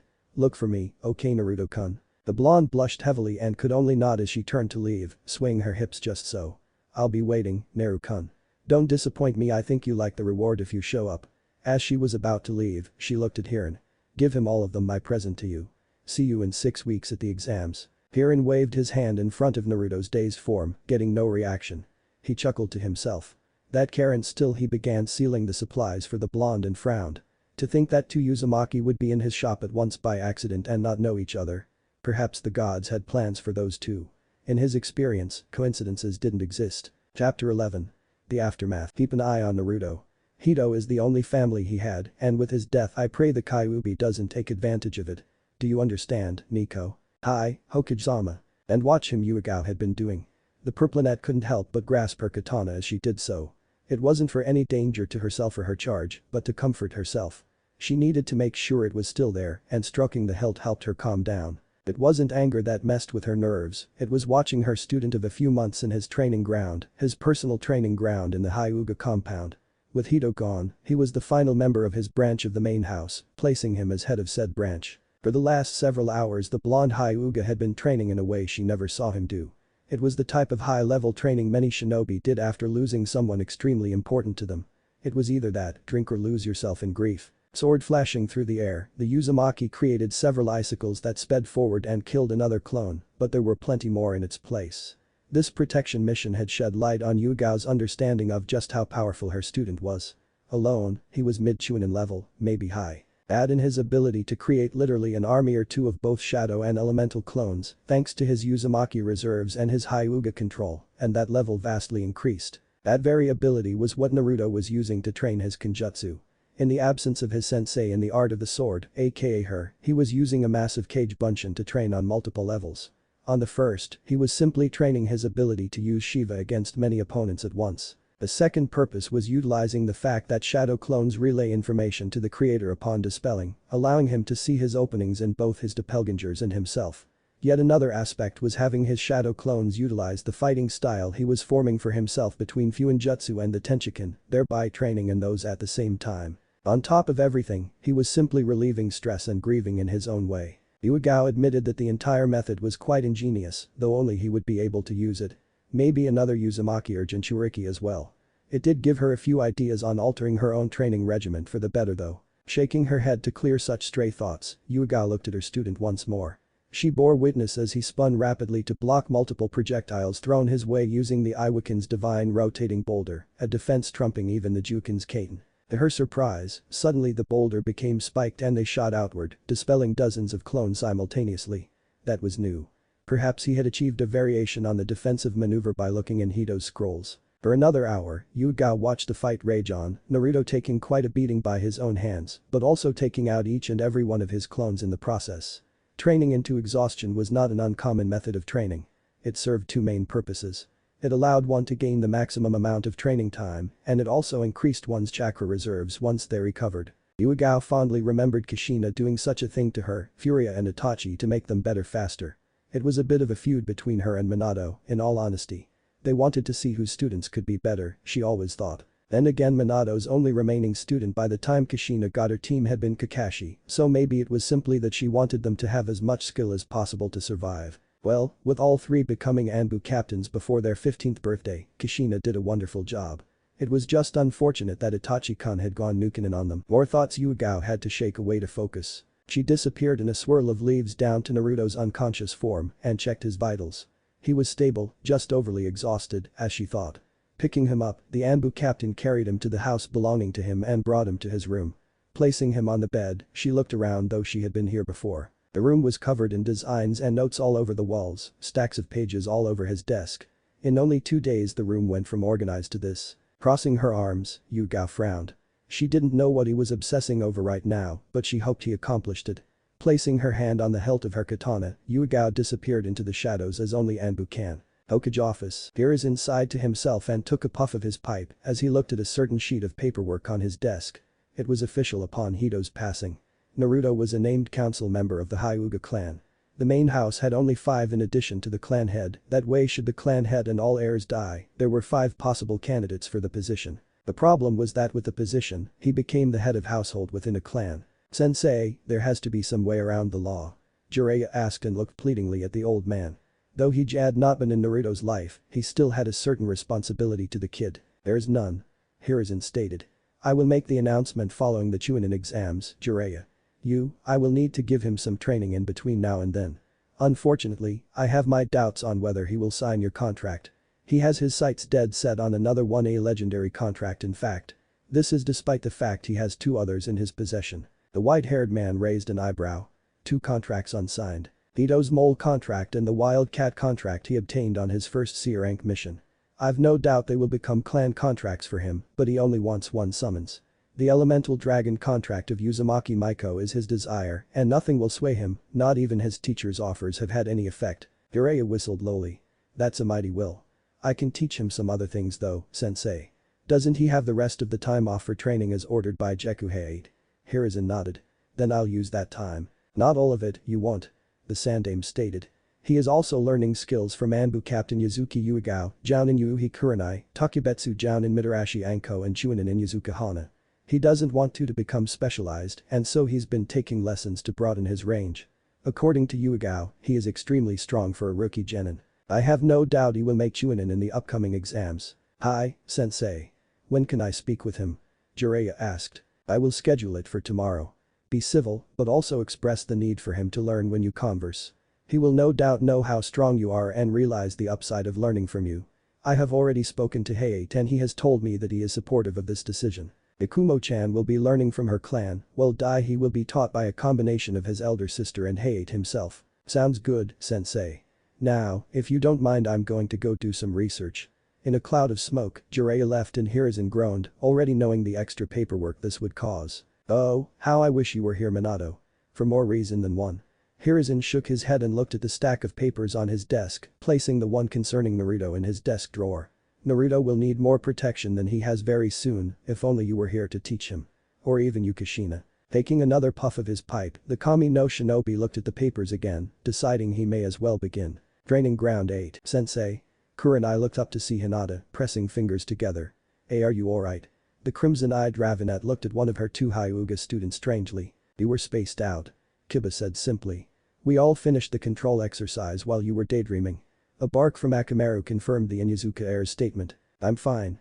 Kurenai replied to her team. Oh no, sensei is it Naruto-kun? Hinata asked, causing Kiba and Shino to glance at one another the Jinjutsu mistress. Naruto? Like, Hinata's cousin Naruto? Kiba wondered. I believe his guardian passed recently, if I remember right. Shino commented. Yes to all of you. Kurenai said after a few moments. Two of my friends and myself have taken to teaching him in our spare time, as a way to repay his late mother. She was like a mother to me after my own died. Kushina-sensei she saw everyone as family since she lost her entire clan. And now you are worried for his well-being following Hito-sen's death? Shino inquired. That I am. Just as I would worry for any of you if someone close to you were to pass into the next world. You are all for my students even though he is not a part of our team. I care for all of you equally. The HR group of genin were silent a moment as that sunk in. Why not invite him to train with us? Kiba asked. Kurenai, Hinata and Shino looked at him.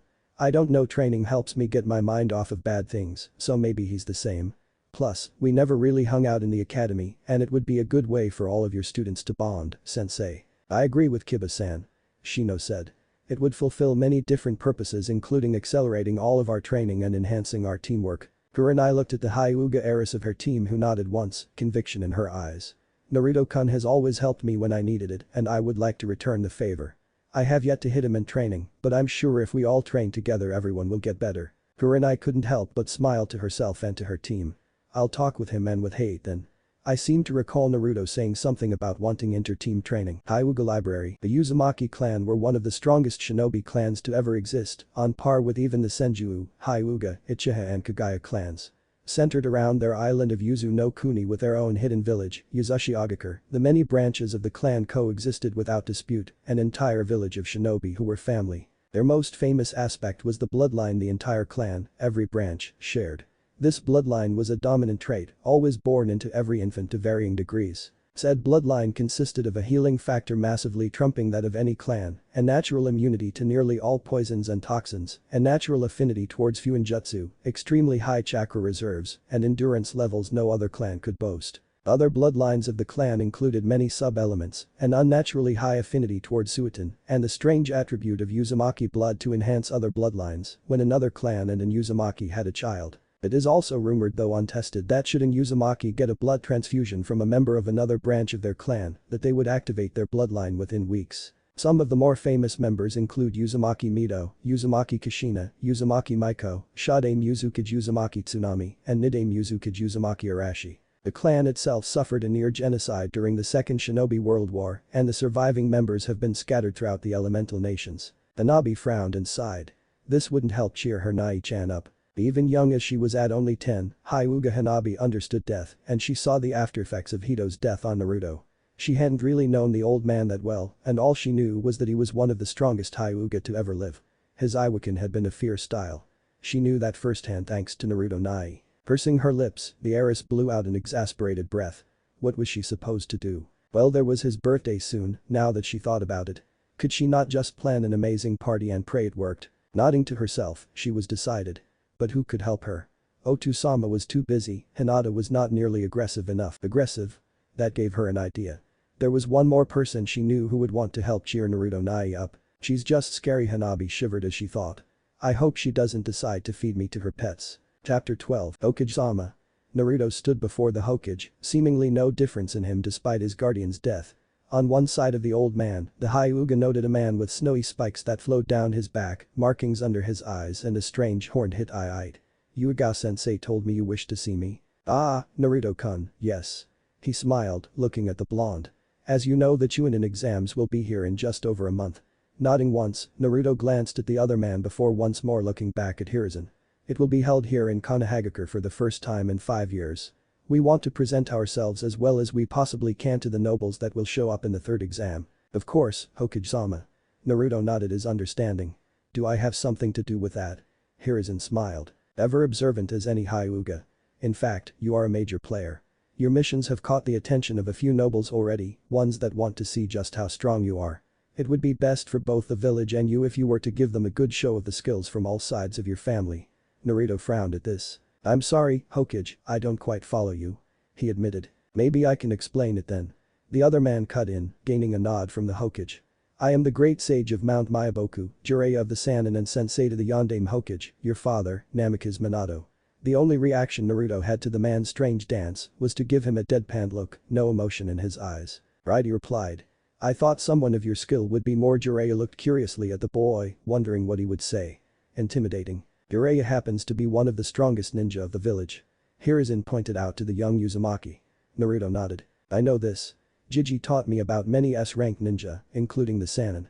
I know that Jiraiya-san here is one of the strongest ninja to ever come from Konoha and from no clan as well. I am well aware of his skill level, but such an immature act combined with his infamous perverted nature doesn't give him much respect outside of what his strength dictates. Naruto calmly stated, situated firmly in the void. Jiraiya crossed his arms, frowning. Well, I suppose you wouldn't want training from me then? He asked, straight to the point. Naruto frowned at that, trying to let that soak in. Glancing between the two men, confusion was evident in his eyes. Why? He finally asked. Jiraiya grinned at this. I taught your old man, and I know you'll be just as great as him from what you're already capable of. I know about all your teachers and your goals, from what sensei told me. I also know that you can appreciate the use of putting variation into your style. I have a lot I could teach you, so what do you say? The blonde scrunched his brow in thought before looking at Jiraiya once more. Alright, I could use your help, Jiraiya-sensei. I admit that learning from an S-rank shinobi is very enticing, but would you allow me to keep my schedule with my other teachers? I owe much of my style and strength to them, and I would not want to make them feel like I simply took advantage. Jiraiya grinned, nodding. Sure thing, kid. I'll be in training ground 27 tomorrow at noon. Be there on time and ready to train. Naruto nodded once. Now I'm off to research. He then disappeared in a cloud of smoke, not a trace left to suggest he ever was there. Naruto sighed, not even wanting to imagine what this research could be. But 3 women sensei, he knew just what Jiraiya's novels were and how much or little women appreciated the smut. I hope Kurenai doesn't kill him before I can learn something, Naruto muttered, causing the Hokage to chuckle at the very idea. Oh, he suffered so much by Tsunade-chan's fists, I think he'll survive. Just make sure you make it on time. He doesn't appreciate tardiness. Suddenly the old man became serious. Naruto-kun, how are you holding up? Naruto had no reaction, such was the nature of the void, but inwardly he sighed. Ito Jiji would not have wished me to grieve for too long. I will honor his memory through what he taught and told me I will make him proud of me by becoming the greatest Hyuga or Uzumaki to live. I have to finish my Tenchiken. Hardening his eyes, Naruto nodded to himself. By your leave, Hokage-sama. Hiruzen nodded, watching as Naruto left in a swirl of fire, wind, lightning, earth and water. Sighing, Hiruzen looked at the spot the heir to 3 clans just was. I hope he will be okay, keep an eye on him, Nico. There was no response, but Hiruzen knew she had left from the shadow. Looking at his stacks of paperwork, the Sandaime pulled a page from the stack. The sooner he got this over with, the better. In a five-element swirl, Naruto appeared in the back of his house, where his training ground was. Immediately, he knew someone was there. Actually, two familiar signatures as well as two he hadn't felt in quite some time. Focusing his eyes, he saw why as a group was standing in front of his door. Walking inside and through the empty dwelling, the boy walked to the front and opened it just as Kiba was about to knock again, surprising the boy. "Hello, Kurenai-sensei, Hinata-sama, Kiba-san, Shino-san." To each of the quartet, he lowered his head a tad, Hinata getting more of an inclination than the others and Kurenai only slightly less than the heiress. 4 sets of eyes were focused only on him. "How may I help you today? Naruto-san, are you quite alright?" Shino asked, a slight amount of worry detectable in his usually cold voice. The blonde was curious until he looked at his clothing and smiled, rubbing the back of his head. "I was training my Kazakin," he explained, noting the dozens if not hundreds of minuscule scratches all over his robe. "With the cutting nature of wind added with a bunch of cage bunshin, well they did a number on me. It was worth it though. Maybe I should have changed before seeing the Hokage and Jiraiya-sensei." He idly wondered. "Then again when the Hokage summons you by way of Anbu, you go then and there." "Kazakin?" Kiba asked. "What's that? A jutsu?" Instead of Naruto, it was Hinata that answered in his place. Naruto-kun was taught by Hito-oji, one of the strongest Hyuga to live. Instead of the Juiken, like I use, Hito-oji created a version that used Earth Nature Chakra, a type of ninjutsu. Naruto-kun learned that from him, but has also spent the last 4 years attempting to create style based on all the elements. Yeah, that's exactly right. I'm getting closer on the Mizuken and Kazakin thanks to Anko-sensei showing me the Hibi Taijutsu, but Heiken and Reiken are a lot tougher. I need to learn more styles of Taijutsu until my Tenshiken style is perfected." Shino and Kiba looked at the boy. Shino's was unidentifiable, but Kiba showed a distinct smirk on his face. "Well, if it's Taijutsu, I'd love to see who's stronger, Naruto." He exclaimed rather loudly, gaining a bark of acceptance from Akamaru atop his head. Smiling, the Hyuga nodded his head. "I wouldn't mind. Everything is a learning experience, and I haven't had a chance to go against an Inyazuka in Taijutsu quite yet." Kiba smirked at that thought. Speaking of which, Naruto-kun, Kurenai gained his attention, causing him to look at her. "That's why we came, you see. With the Chunin exams coming up, Yuga won't be able to help quite as often. Hana and I came to an agreement, if you're willing." Naruto tilted his head in curiosity. "How would you feel about training with my team until the exams?" Joy filled the boy's violet byakugan instantly, a smile touching his lips. "I would love to, Kurenai-sensei," he remarked. "At the same time we usually train." Kurenai shook her head. "A bit longer? Does that affect your schedule?" Naruto nodded. "Noon I will have another session with a certain author and ninja." Kurenai's eyes narrowed, but she smiled. "Thus don't pick up any habits but I understand. Anytime you don't train with him, you're welcome at Training Ground 8 with my team." Naruto smiled with a nod. Looking up at the sun, he noted what it was getting close to lunch and looked at the squad. "Would you like to come in for lunch?" he asked them. "One of my clones should be finishing the yakitori and rice now." At just that moment, Kiba's stomach happened to growl, eliciting a blush from him. "May I take that as a yes then?" "It would be lovely, Naruto-kun." Kurenai noted, glancing at her genin. Shino, Hinata, Kiba. The three nodded in degrees varying from slight, meek and rapid, gaining a slight grin from Naruto as he led them to his kitchen. As he had stated, a clone had a dish on the table that had 6 seats around it. "Good thing I usually make more than enough in case I have visitors," he told them. "I've had people coming every day since I returned. Mostly main branch Hyuga looking to gain my favor in Wetnut. Well, I'm going to change into something with less holes and then I'll join you. Make yourself at home." The boy left upstairs, leaving Squad 8 alone in his kitchen. Even the clone had dispelled after putting out 5 bowls on the table. They took seats, looking around the kitchen at different decorations. "Hey, Hinata-chan, do you know who that is?" Kiba asked as he looked at a hanging photo of Naruto and an old man. "That's Hito." The brunette nodded. "That's him. Naruto-kun was very close to him," she explained. Since he became a part of the clan, Naruto was always with Hito-oji.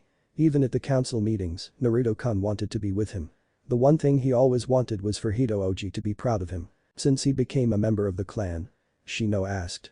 "Wasn't he always?" Kurenai shook her head this time. "No, Naruto-kun was once an orphan. Only by luck was he recognized by Hiashi-sama as a Hyuga. After a test, it was shown Hito-sen was his maternal grandfather. The man didn't even know he had a daughter, let alone a grandson, but he treated him like a son." "Hi, Hito-jiji," was the best a voice spoke up from the hall, revealing Naruto. Walking to the picture, he smiled as his eyes lingered on the man who raised him. "I could never repay him for what he did for me, not even if he still lived." Turning to face the genin squad, he smiled a smile full of sorrow but also joy. That's why I have to finish my Tenshinhan to prove to him that I can follow through in my dreams. As he sat down on one end of the table, he looked at the boys who sat on one side. Dreams are strange. You set them, a goal to attain, and by completing them you open yourself to higher goals, but also affect the dreams of those around you directly or indirectly. Only one can be the Hokage at a time. Forming a new taijutsu style disrupts other styles. Creating a ninjutsu affects the ninja world. Bringing peace troubles those who profit from war. Every dream has instant and long-term ramifications that many don't see, but my eyes are cursed to see everything. The heirs were silent as he stirred his food in front of him with chopsticks. What are your dreams, Kiba-san, Shino-san? He wondered. The two ninja glanced at each other and back at him. Would it help if I told you mine? A nod from each person at the table was his response. Well, I want to make my Tenshinhan and create a space-time fuinjutsu like the Yondaime with Jiji's passing. I know what my true dream is. I want to be the one to unite the Uzumaki back together. I want my family to be together for the first time in decades, the whole family together. Kiba looked into his food while Shino was expressionless as usual. Hinata sighed sadly and Kurenai frowned. Makes my dream of being a strong clan head seem small and selfish when you say that, the dog-like Nin intoned with a sad chuckle. That seems more of a goal anyways. I'll have to think about it more and give you a better answer, Naruto. He admitted. The others seemed to be of the same mind. Of course, Kiba-san. But no more sad stuff, let's just enjoy lunch, alright? He suggested, infecting the others with his smile. Then we can have that spar and I can beat you. Kiba grinned at that. In your dreams, Uzumaki. He replied back, digging into his yakitori with gusto. All in all, Kurenai smiled at her students bonding. It made her happy to see it. What if Naruto has the bloodline Uzumaki and byakugan? Thanks for watching my video till the end. If you enjoy this content, then do consider subscribing to my channel and leave a like if you guys need the next part, comment down, and thanks for watching the video and see you guys in the next video.